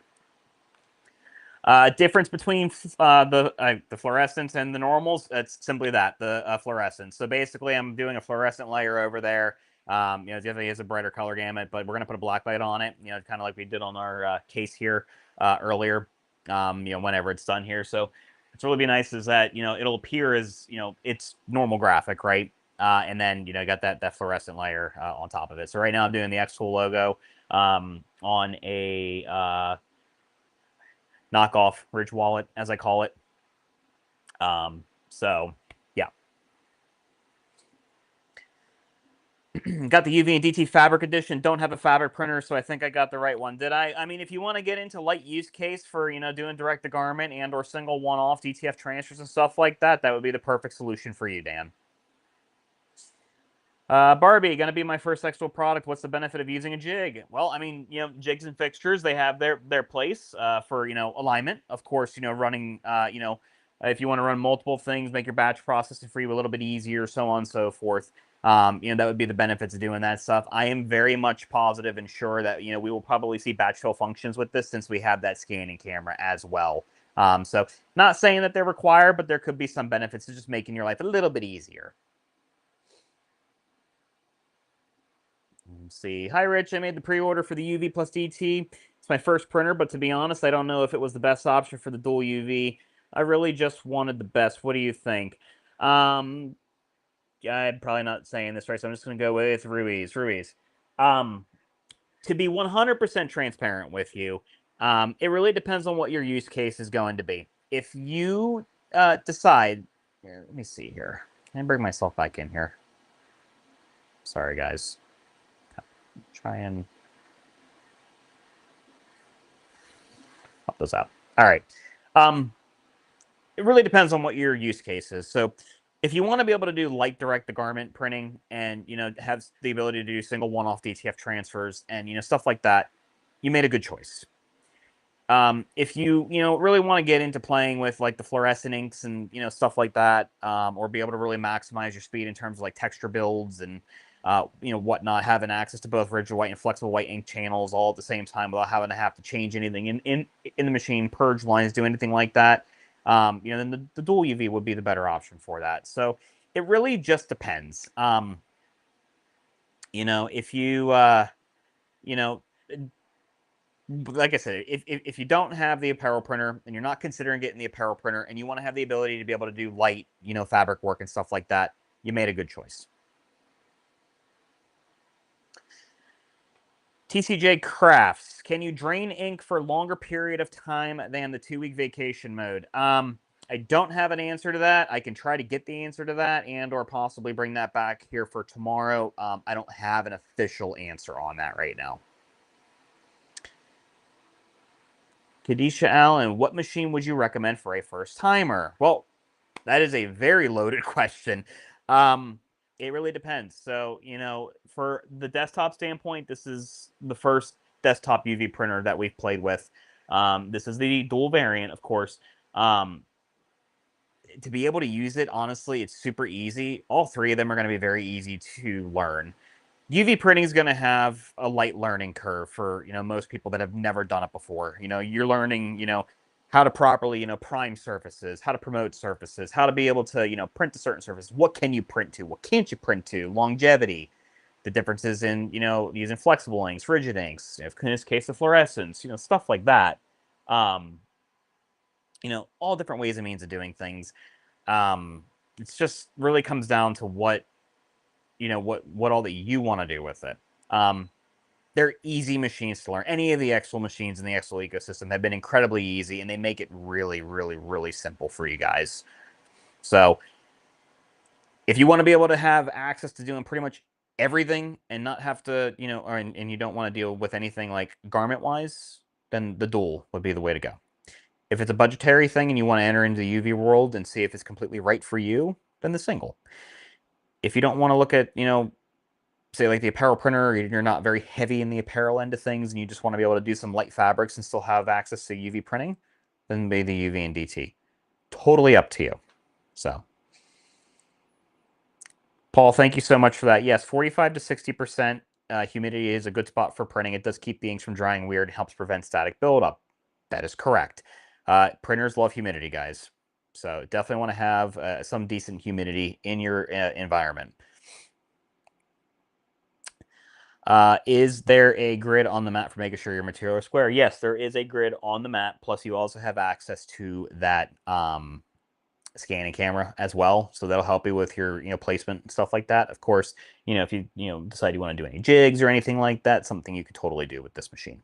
So, all right, guys, we have fluorescent on a wallet on the xTool logo. Okay, let me grab blacklight. Where did I set that? Aha. There we go. Let's make it nice and dark. You guys can really see just how bright the fluorescents are. The camera wants to focus. Maybe. Possibly. There you go. That is your fluorescent and the xTool logo in its glory. That is utterly amazing, guys. Absolutely love the fact that we could do the fluorescence on this machine and do it well. So that was on a wallet. If you missed it earlier, I do have a nice little case, 3D printed case here that I did for my P3 lenses, where I just literally did the fluorescent on P3 lenses as well. So, you know, fluorescents work on multiple surfaces, guys, not just specific ones. So, turn that back on. I keep that off too long. I'm going to be falling asleep on you guys. So there's a wallet there. What do you guys think on that? Pretty cool, huh? Drink of water, and the last thing we're going to do is a tumbler. Thoughts, questions, comments, guys? Have I tried any phone cases? Personalization. How do you think it behaves in the flexible surfaces overall? Yes, we have. I got a sample of one right here. This was done in flexible white. Move it around. All I want. No issue. So, definitely able to be done. Again, even in a single UV, you can do this stuff too. I'm sure that it would be more than fine, because you got to think that you're really not flexing these all that much, guys. Once it's on the device, it's on the device and typically stays on until you either pull it off or you trash it. One of the two. Does the M2 also print besides laser cut and engrave? Trying to figure out what's the right one for me. So the M2 has the ability to do printing, but it is just an inkjet CMYK. It is not a ultraviolet resin cured ink, anything like that. It's just a CMYK inkjet, regular like inkjet. Think of like an inkjet printer.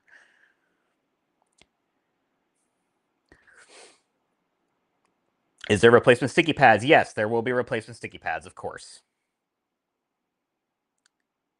Yes, Barbie, thank you. Definitely did look cool. Yes, there was no distortion in height. Definitely had great fluorescence, guys. You know, so even just that light little, you know, deviation here where it was just sitting on this ever so slight little kick did not impact that print quality whatsoever. Dan, I'm in Florida. Plenty of you. I grew up down there, buddy. I know. I get it. And yes, 3D printers do not like humidity. There are definitely brands out there that have these nice, beautiful automated feeders that will self-heat and keep your filaments dry. Gotta love it. When you do the tumbler, can you show us? Yeah, sure. Yes, absolutely. We're going to show a setup of it. Of course. That's going to be the last thing we're going to do tonight, though, because we are closing in on 11 p.m. Eastern time here, guys. Alrighty. Let's get you guys changed. Height, 24, 26 inches height-wise overall. Casing, that is. So, all right, guys, let's do a tumbler. So, very easy. Hit our button, bed comes out. 2 handles, pops that right out. Okay. Set that aside. And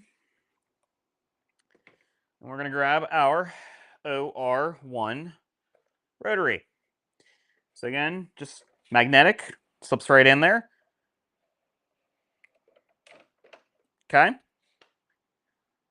Studio is going to detect that that is in there. As soon as I bring that screen back up, it'll update. So it's going to detect that that is in there. Okay. And we're going to take a handy dandy polar camel tumbler. So that's what I'm working with tonight. Now, I will tell you guys, full transparency. Okay. This is a tester. This is junk. Okay. But I'm just showing you guys this. All right. Yeti cups, for example. Okay. Where you have these logos here, and really any of them that have any logo. So Yeti, Stanley, whatever. Okay. When we run the modeling in Studio, you have the ability that you can check a box that will say scan for alignment assistance. Okay. So that will actually, you know, take a picture of everything on the cup, as well as all your logos and all that stuff. Okay.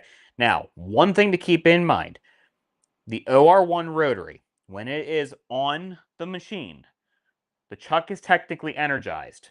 So you don't want to be trying to rotate that around on there. Okay. So what I'm telling everybody is that make sure that when you put your cups on there, if you are planning on aligning on a logo dead center, try to have your logo at top dead center. Okay. So, for example,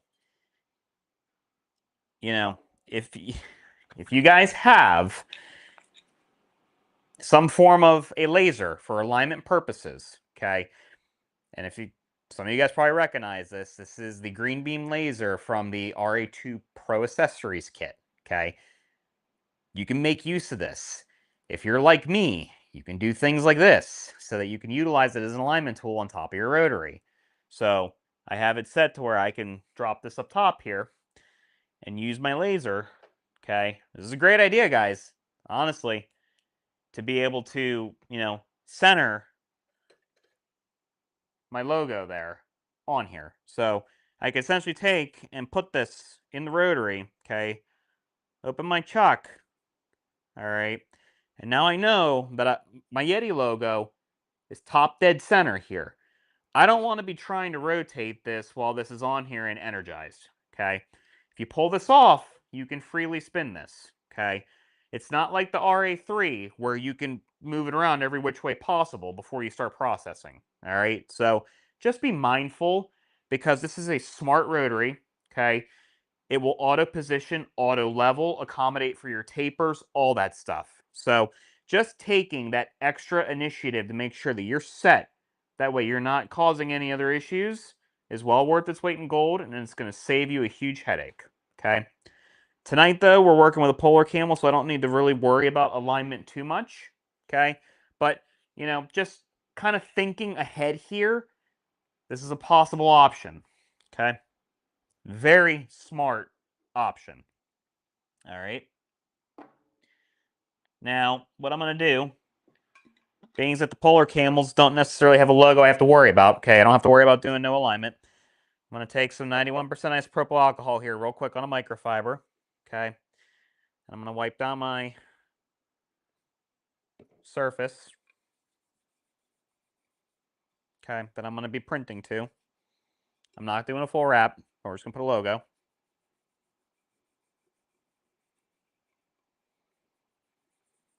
Okay, and let that dry.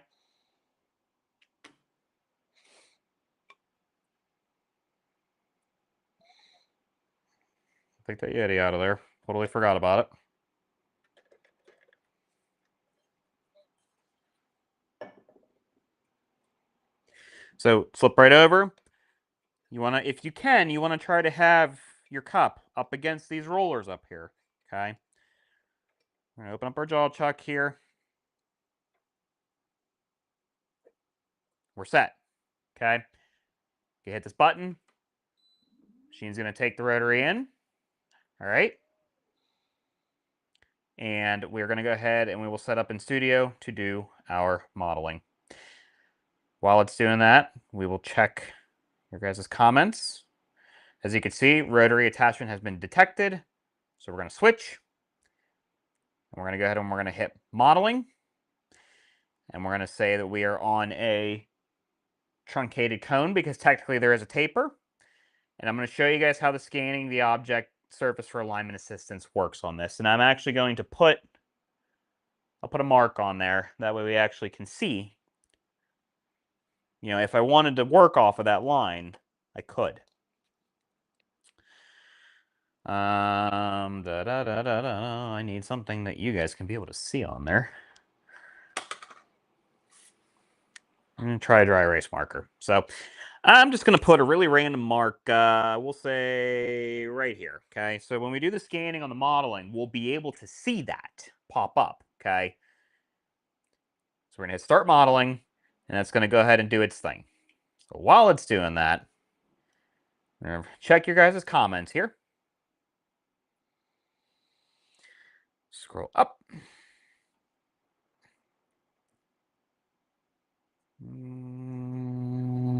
Okay. Real question. If I was to purchase two machines, dual A and dual B, do I get a free sewing machine? No. Sorry. It's not even out to the market yet, guys. Does it alert you to low ink and how long to get ink delivered? It will alert you to low ink for sure. No problem there. And there's a whole device health menu in Studio where you can always check everything as well. And then, of course, before you start processing, you'll see all your ink levels and all that too. So, Sharice, thank you so much for the great comment. I do appreciate that. We try. Barbie, I got the dual because the option with the flexible white and fluorescent inks looks so cool. Yes, it is awesome. Kirk, this is not a laser. This is the the O1 Omni UV printer from xTool. Just officially released to market on Wednesday last week. Yes, very user-friendly, Charisse. Susan, you mentioned having a 3D printer going in the background. How do you manage balancing higher humidity for the Omni and other printers and 3D printers that don't like humidity? My particular 3D printer that I 3D print with has the capability to auto dry its filament and maintain that humidity on that. That laser was a great toy. Wish the RA3 had one. Hey, if you have it and you have access to a 3D printer, there are things out there that you can do to still use that laser on the RA3. Trust me. I want to set up in my garage. Is this something you would recommend? I'm up north and it gets cold. Well, I'm in Pittsburgh, Pennsylvania.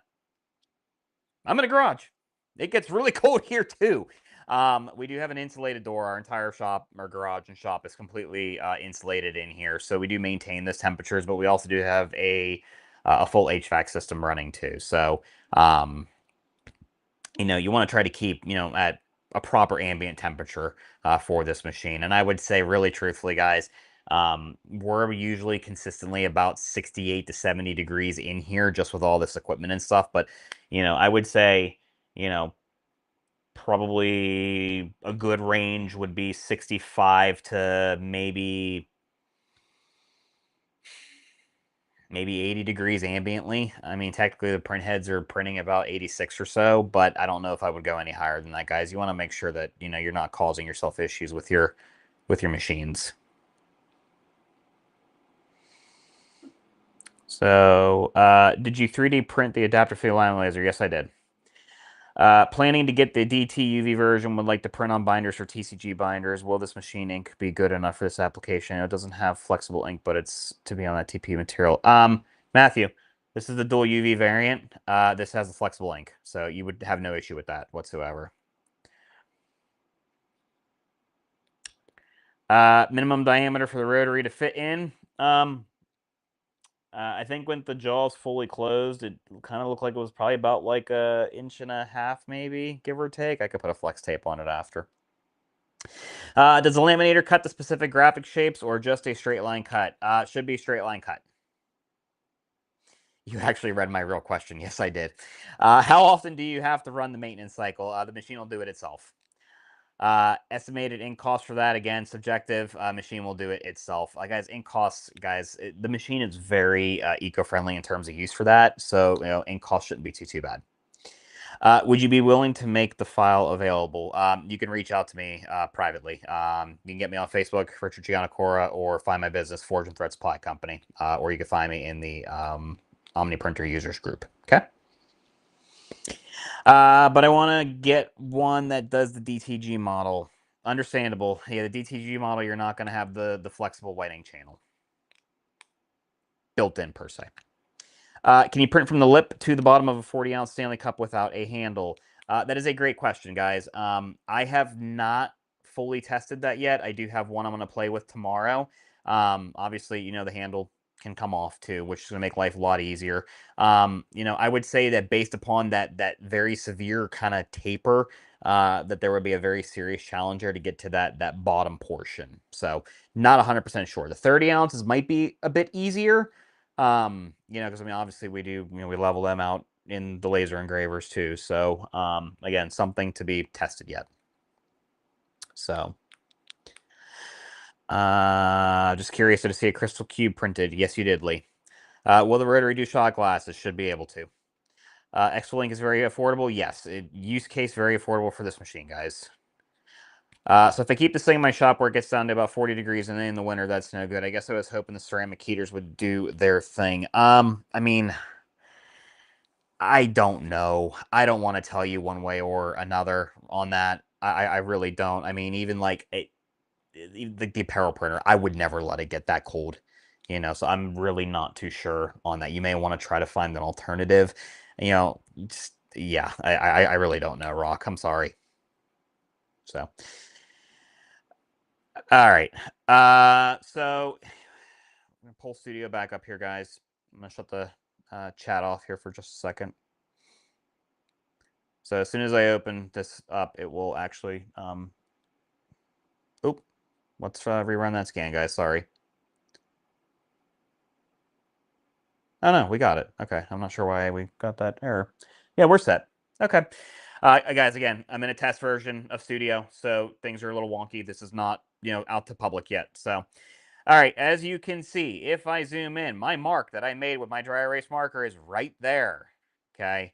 And I did not purposely put it there because of that line there. I just randomly went and drew it in, right? So if I wanted to align something off of there, I totally could. So, I'm going to go ahead. We're going to get rid of that graphic. And let's grab... Ooh, what do I want to grab? Let's do... Hang on. Let me find something.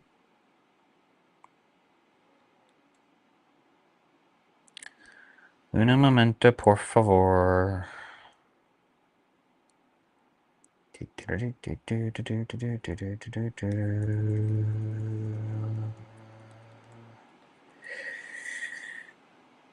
Okay, let's take something off of just a quick Google search.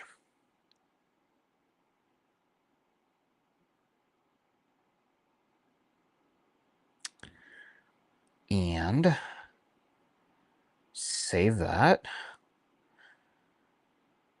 Sorry, guys, I want to do something other than my own logo, just to, show you guys something, Where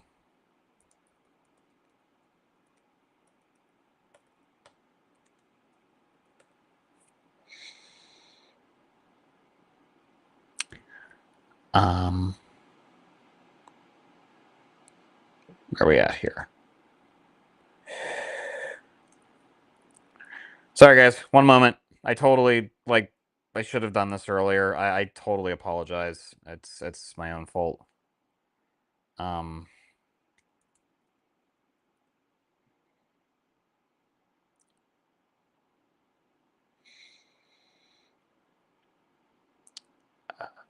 Okay, so let's grab this. And we're going to save it. Crisp, I got your message.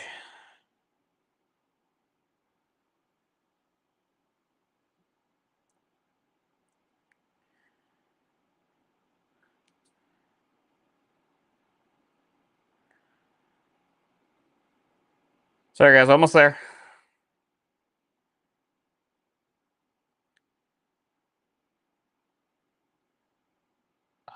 Of course, you went to unknown. Shift Command 4. All right, let's see if Studio wants to play nice with this. Nope, not that. How about... There we go. All right, so let's try and kick... We're gonna try to use some of our tools here in Studio to try to get rid of this background. So let's go. We're gonna do AI cutout here, guys. So again, this is based on the Atom system. So gonna go ahead and come into AI cutout, and it's gonna go ahead and it's gonna generate that for us. Okay, so remove that background. I'm happy with that. So we're gonna go to confirm. All right. And then I'm gonna go ahead and I'm gonna come into crop. That way, if I have any transparent pixels around, we should be able to just snap to tightest bounds. Sweet. All right, and then next up, we're gonna go ahead and we're gonna change this to, oop, not 38, geez, guys. We're gonna go to 3, okay? And I'm gonna let this go straight from center here, all right? And in theory, if I wanted to essentially, line up between my ridges on the cup here, versus the top, we absolutely could, okay? And then here I'm going to go ahead and we're going to run this in a flat. And we're going to run this, obviously we're going on a black tumbler, so we're going to want to run a white backing. That way we get all that vividness of those colors in there. And we're going to go ahead and I'm going to change this to 2 layers of color because I really want that to really just pop on there. All right. So then I'm going to go ahead and we're going to come into process here. It's going to go and process that image for us, showing us 18 minutes, 43 seconds. Let's go ahead and get a cost on this, guy. So this is a real world on a tumbler. Boom. We're looking at a total of 2.86 cents, guys. 2 cents. Um, something like that with a print like that, you could probably put, on a shelf at a, fairgrounds or in your shop or whatever for, $20. And these cups in bulk, you're like 5, 6. So tons of profit potential there, guys. Go ahead. We just sent that while that's printing. Last moment Q&A, guys. Let's go ahead and drop them in the comments. Fire them off. We'll answer everything that we can right now.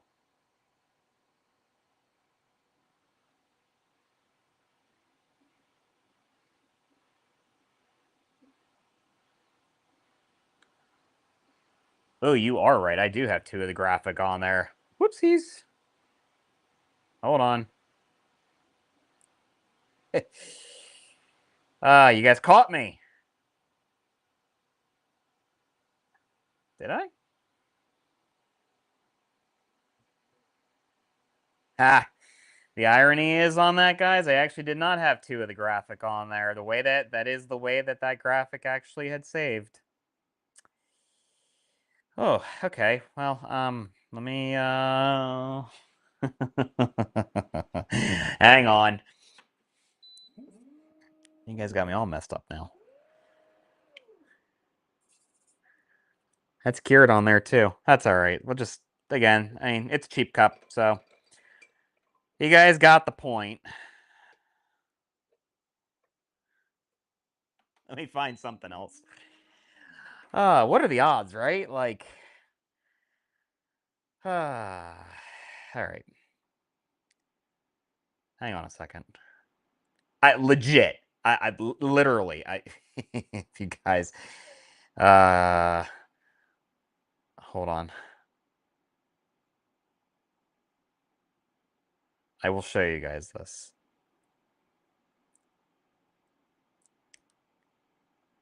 So when I import this, okay, and I did it as a screen cap, you can see it was actually doubled up already. It wasn't me.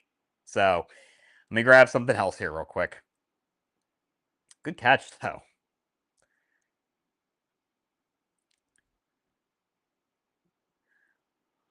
Oy, oy, oy. Ooh, okay. Let's see.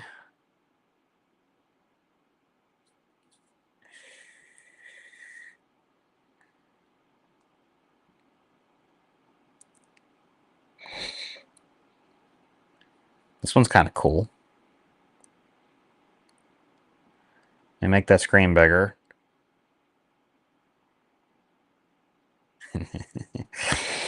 Nope, wasn't me, guys. All right, so let me go ahead and import back in. Nope, not that one. That's the one that got us. Let's grab this one. Guys, anytime I ever bring anything in, I always like to go with keep size first and then resize after. That's just me. I'm like overly retentive about that. Let's see if we can get a good cutout on that one. I hope. No, not a great cutout. Let me try to see if we can do a manual dropout.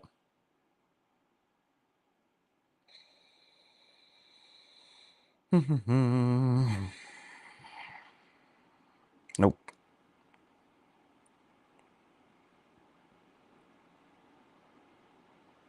Nope. All right, one more shot. One more shot at getting something here. Let me see. I don't have the time to sit there and kind of really clean that up like super good, guys.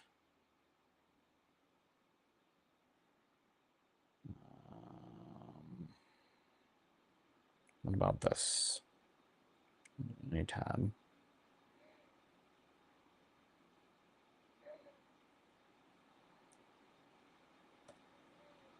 That was pretty cool, though, actually. Actually clean that up for something else at a later date. All right, let's do this one.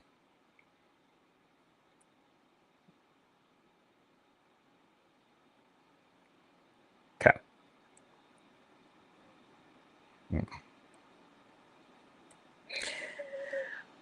All right.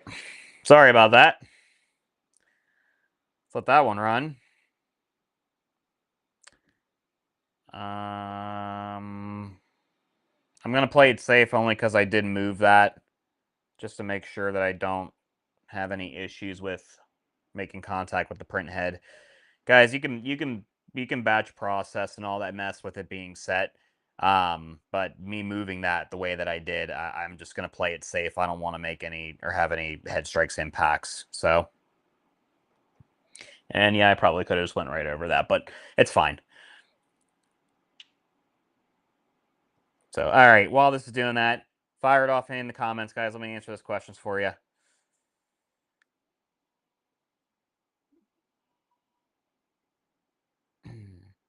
I will put the QR code back up here for you. Right there. Go ahead and you can scan it. If you're on a cellular device, guys, you can just take a screen cap of it, open up your Photos app, press and hold on it, and it should emulate it for you to open up the URL. Okay. Angeline, mini split. Yes, definitely. Mini splits are great. That's what we got here. So no wine bottles on the rotary. Please advise people to stop full wrapping tumblers, cups, mugs that come in contact with lips. Not a good look. Don't put lips on it, guys.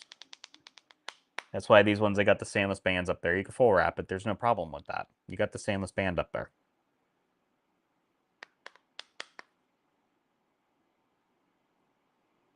Yeah, it's all in positioning, especially if you got cups that have, straws and all that stuff. You must have some kind of Yinzer. Yes, I have plenty of Yinzer graphics, but they're on my other main PC. I'm running the test version of Studio on my MacBook that's separate from all that stuff. It's not tied on my network attached storage. I keep those things separated right now because this is just, I use this laptop for testing purposes, guys. Yeah, and that definitely was not to the graphic, guys. We caught that. It was the graphic. Apparently, my laugh woke up Beth.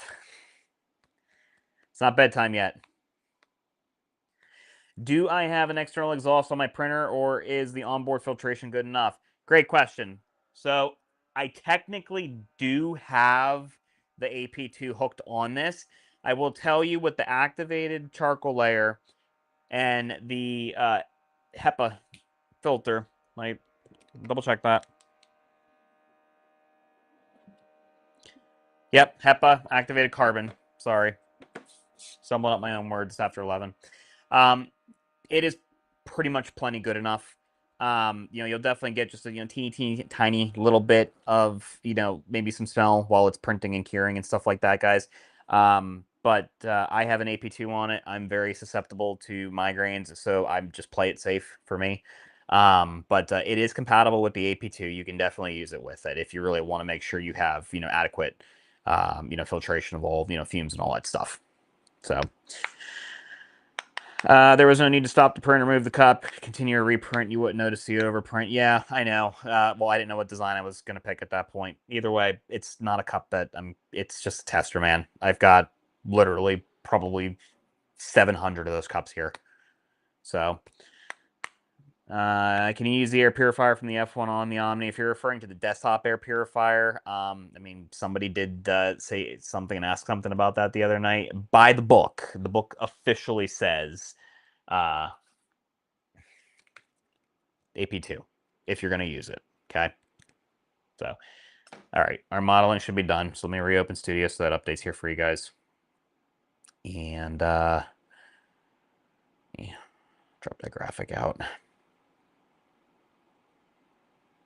Okay, got it. Good to go. Cool. You see my crappy overlay over here. I mean, in theory, I could do it, but probably, maybe. It's a Polar Camel, so I can really, in theory, go wherever I want on it, guys. So maybe I can salvage it. Yeah, I can salvage it. That's what we're going to do. So, all right, process and print. Okay. Now that we're okay,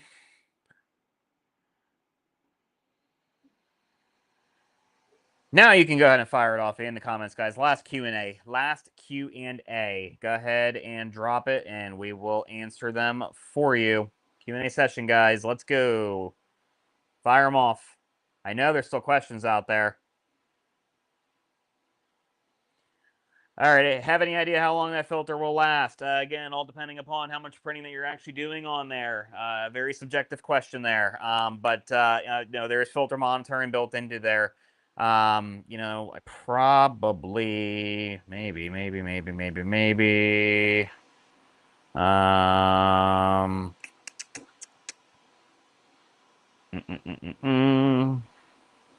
Air filter, according to this, by replacement is good for 720 hours. 720 hours of working time.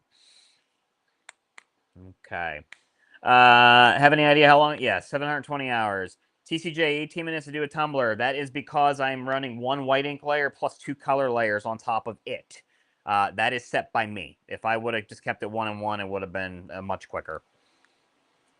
Tallest and widest half canvas that I made art on. Those canvases that you've seen all night, those have been 12 by 16.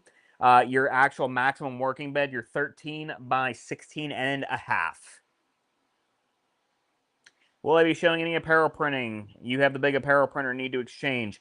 I do not have the DT model, okay?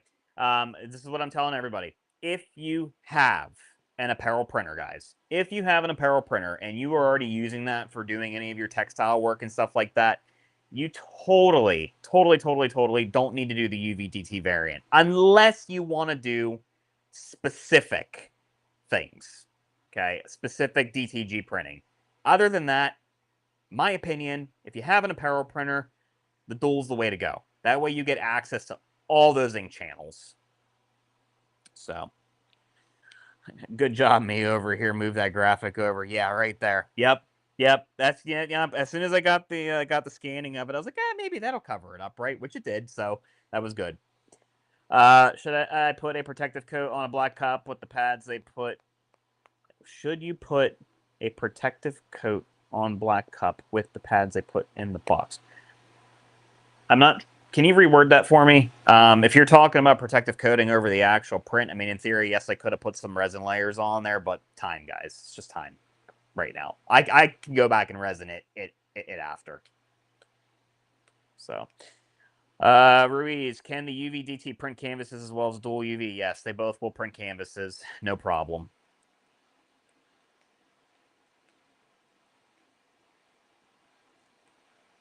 Yep, Samuel, thank you for joining me. Really do appreciate it there, bud. All right, guys, it's your guys' time. Q&A, firing them off. This is it. Once this tumbler is done, I'm done. So fire them off. Fire them off. What do I use as a primer on smooth objects? Really depends. Some objects require primer, some don't. At least clean your surfaces. I've been using 91% isopropyl alcohol for most things. Been perfectly fine.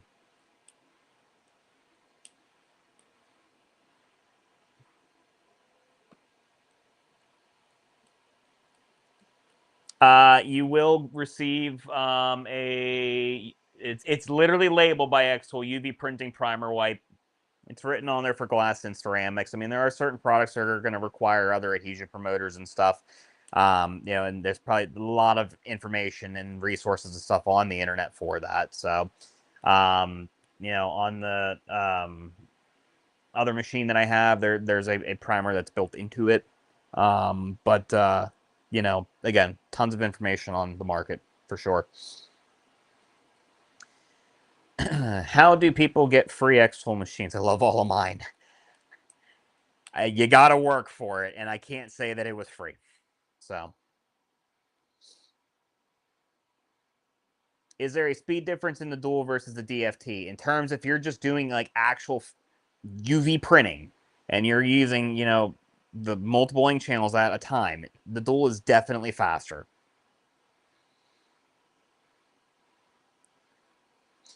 How do I put a deposit for my pre-order? I went to their website and it just put the entire cost in the cart. At this point, pre-ordering is closed. It is machine purchasing time, so it's going to put the full cost in your cart. If you need to exercise any financing options that are out there, there is a firm which is running some 0% promotions and stuff. You have CityPay, PayPal, ClickLease. That's another option that's out there, guys, too. So, those are different things that you guys can use for any financing purposes on this machine. Sharice, they give you spray and little wipes. That's what I'm talking about, primer. I believe we have, there's a couple little wipes that did come with it. And again, I mean, these are, starter things that they gave me with it. But there's definitely other, cleaners, adhesion promoters, and stuff like that out there. The cleaning wipe that they give, it's literally labeled 45% isopropyl alcohol. I got a bottle of 91% right here that I've been using with the microfiber just fine. So, no problem. Barbie, thank you for being here. On a white surface, sometimes when I try printing without using white ink, it smears the coloring, so I ended up always adding a layer of white. Does the Omni have any issues with smearing? I haven't had any smearing issues whatsoever. If you're having smearing issues, it means that either your UV lamp is not operating effectively or you're out of focus and can't properly cure your inks. So may want to check that. But especially on the white surfaces, like the white canvases and stuff like that, you don't need a white laydown, guys, unless you're texture building.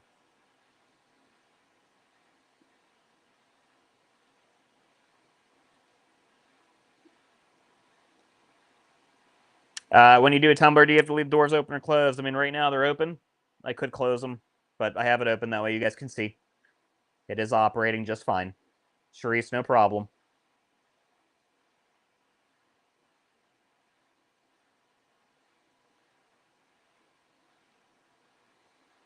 Okay, guys, this is your guys' time. Q&A. Drop them. Can the rotary handle square-shaped shot glasses or rocks glasses? I mean, if they're square shape, honestly, you're going to be better off just putting them right directly on the bed. And or if you want to make, a jig of some sort, to be able to stack up a whole ton of them. If you want to keep them, like, super straight. If you're going to lay out, like, a grid arrangement, stuff like that. So. Michelle, where can you get the 91% alcohol? Your local grocery store? Drugstore? Maybe Amazon? I don't know. I mean, definitely your local grocery store. How long does the initial calibration take? By the time that I got it out of the box and did my initial setup and inking and stuff like that, calibrations, just the machine itself, it was probably 10 to 15 minutes. And then the rotary, which it does its own thing, that was maybe 3 to 4 minutes or so.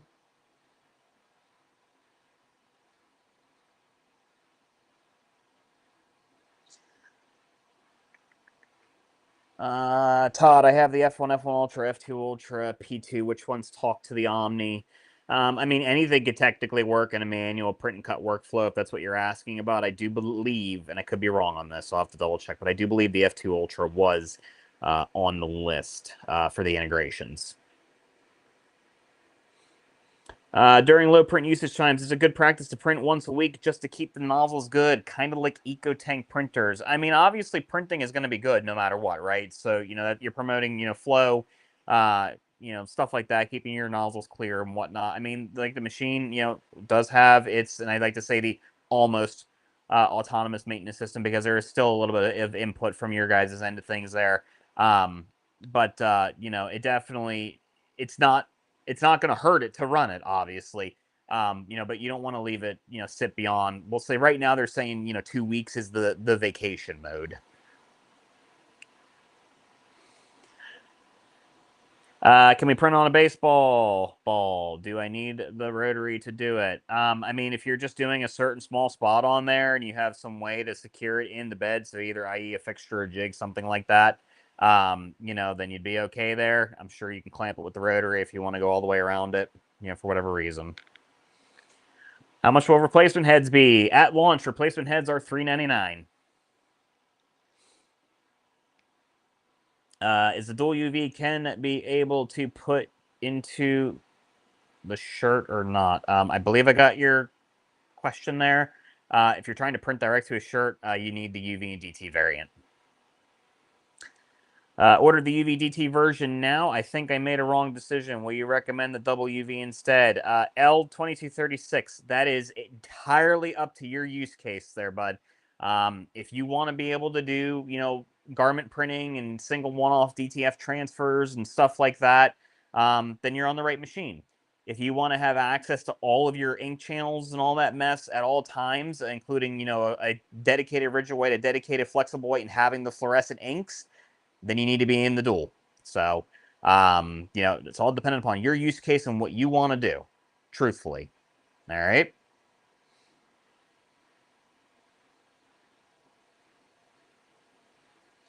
Do I know how fast the waste ink cartridges fill up? Again, subjective on use there. I know that that was one of the questions that she had answered. I believe she said that she only had to change hers.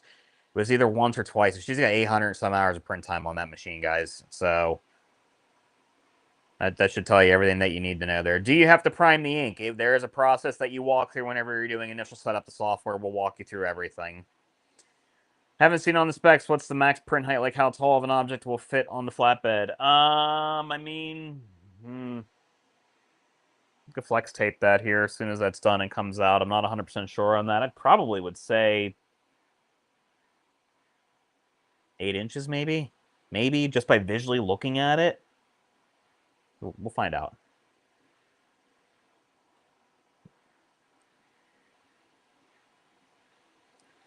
Does dual UV fluorescent ink get mixed in to produce more vibrant colors even without a black light? We mix CMYK to produce other colors. Does fluorescent also get mixed in to make new colors? If you're talking about an expansion of the CMYK gamut, I believe right now that's not in this at the moment. It's probably got something to do with the G7 certification. But I know you can go and do certain spot coloring and all that stuff. But I don't have the honest answer to that right this second. I don't want to give you bad info. I like the thought process, though. Is this the only rotary you can use with the Omni? Todd, yes. This is the OR1. This is designed to be utilized with the Omni based upon all the autonomous features that are part of it. The RA2 and RA3 are not compatible.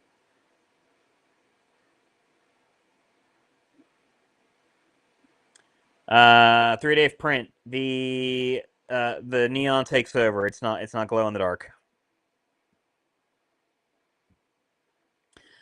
IARC height Katie, if I'm saying that right. Anyone else paying the monthly plan? Plenty of my customers have bought with the financing options, either via Affirm, CityPay, PayPal, or the ClickLease. So definitely the options that is available from xTool. Is xTool recommending the purchase of an extra UV print head now? No official communication on that. It would be good to have on hand. I mean, it is going to be a maintenance consumable. It's just like the apparel printer. So, not saying you need to buy it right now, but it would not be a bad idea to have on hand.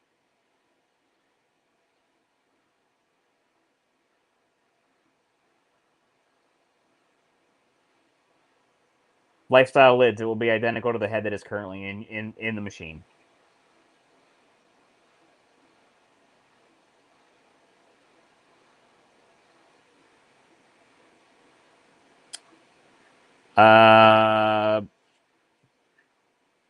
Okay, yeah, Michael, I saw your response there. I don't know who you would have talked to at Open Source.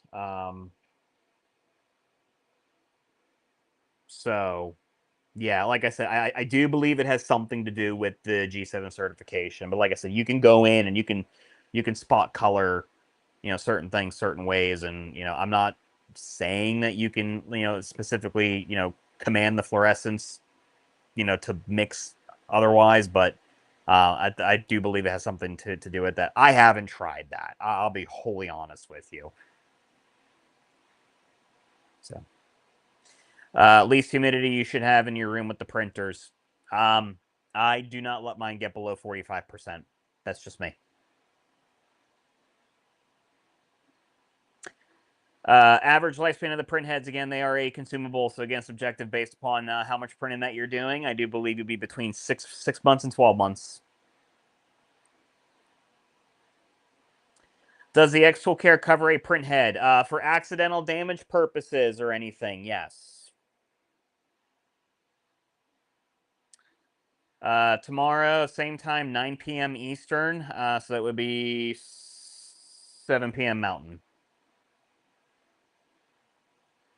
Stored UV ink lifespan 12 months. That's pretty much industry standard, guys.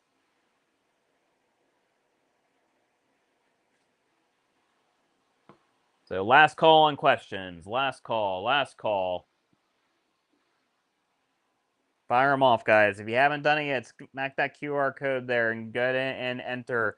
Puts you in for a set of inks for the UV printer. You'll find out within 48 hours, guys. Settings. It's a pretty good deal there, actually, for consumables.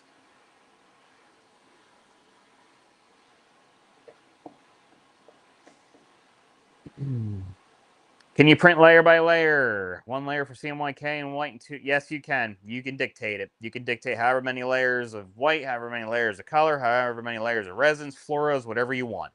Totally up to you. I had this one set here at one white and two color.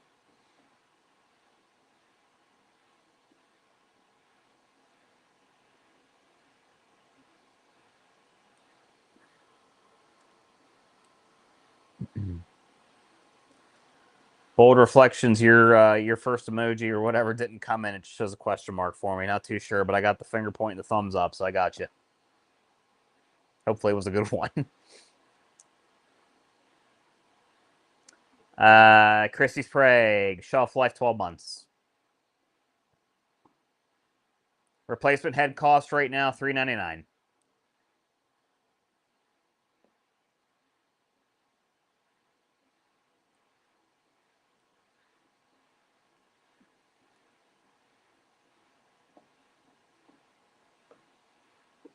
Hey guys, last call of questions. As soon as this tumbler is done, we are done. Can you print polypropylene plastic? I'm sure you could.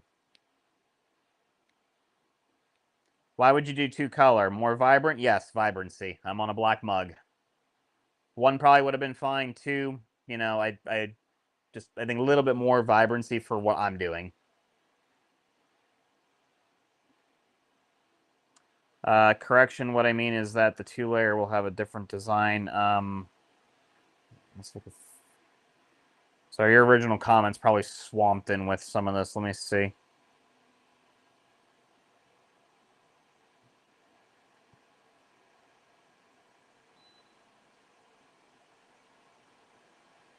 Yeah, you would dictate the fluorescent layer. That would be top layer anyways.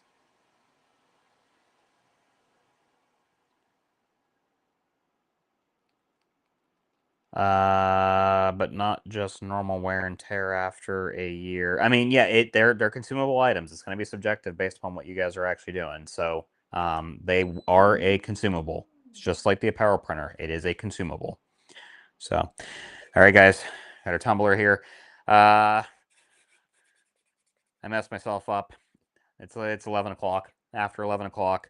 I was supposed to probably have stretched that by about 15% to accommodate, but as you can see, right off the Omni.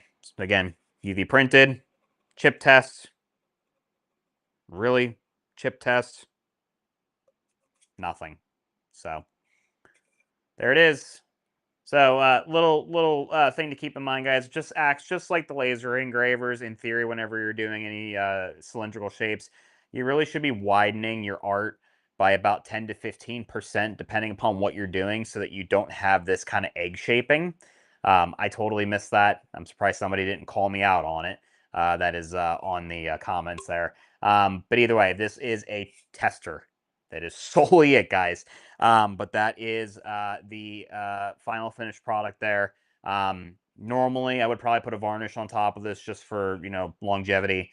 But again, tester. So, as you can see, that is that. Last call questions, guys. Last call, last call. I got the correct just job well done. Awesome, thank you. Smallest object you could fit in the rotary jig. So, and you know what? Somebody did ask about the chuck earlier.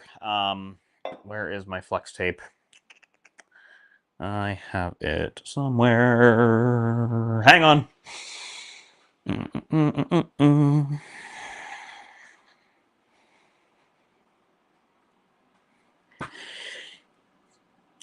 You know, when you set something down somewhere, and you think you know where it is, and it's not there, it's always discouraging.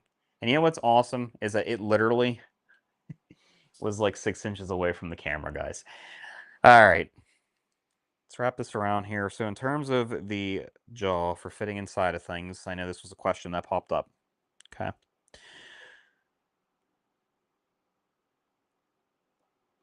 So all the way around on perimeter, you're at 5 1/8. So 2 7/16, give or take. Okay. And then somebody asked about working height. Bed, maximum that you could fit in there. So let's put a tray on.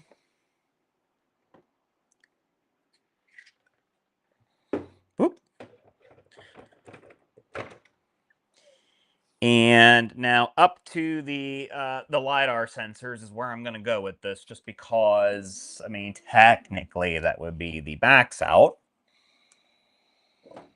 I would say to the bottom of them, safe 7.5.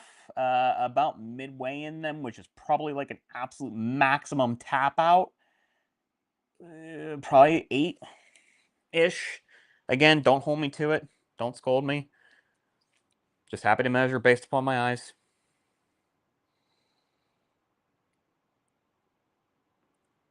Will I be able to print on a tumbler that I've Jeez Louise, guys. Glittered and then epoxy resin. I don't know. You could try it. Let's see. Great stream. Thank you. Thank you so much. No, the plan does not cover normal wear and tear. It is going to be for, accidental damages, stuff like that. Software should account for the egg warp. xTool, can you hear me? It should at least recommend it, right? There's probably a reason why that it doesn't do that, because obviously you can command the software to do whatever you want. But you see, I'm surprised you didn't call me out on it. I definitely should have stretched that a little bit. Are the fumes strong with machine open? No. Are the trays keyed or reversible? They are reversible. The only thing that's not reversible is going to be the OR1 rotary, guys. Charisse, thank you for the kind comment. Christy Sprague, again, I already answered that 3 times. Wear and tear is not covered in the care plan. Have I run into any unexpected issues with the printer so far? Daimler, just, again, I'm on a test version of Studio with this. So, I've periodically have had like a random thing pop up here and there, but nothing that would have been like detrimental to the machine itself. But the software is really good for, making sure that it pulls up anything. So, there's that. All right. 2 more minutes, guys. That's all I'm going to give. It's pushing midnight here. It's probably one of the longest streams I've done on xTool for a long time. But, this is a very exciting machine. It's a great machine. Compared to, some of the output and results that I see out of some of the other machines in the commercial market and stuff. The biggest thing that I like here is the fact that we have that G7 certified coloring. The colors are vibrant. They're beautiful. The things that you can do are pretty much limitless. I love the fact that we have the fluorescence in the dual UV for sure. Vibrancy is just, insane. So it's been good. It's been really good, especially for everything that I've been throwing at it so far. And there's only just more to come at this point. So, other than that, anything else? All right, not fridge. Is xTool good with system software updates and new to the brand? Yes, we are always updating and making improvements and stuff. It's not uncommon to see a system update, probably every month and a half or so as far as Studio goes, and or in terms of the machines and with firmware updates and all that stuff. Probably once a month or so. Not uncommon, always improving. So. All right, guys, it is 11:50 here on the East Coast. I'm going to dip out. I have some other things I got to finish up here. So I appreciate you guys spending your Sunday night with me. Hope you guys have a great night. And tomorrow night, 9 p.m. Eastern, we'll be back here, same places. We'll do some different stuff tomorrow night too. But if you guys come back, think of any questions overnight, anything like that, bring them for me tomorrow night. But other than that, have a great night, guys, and get some rest. Thanks.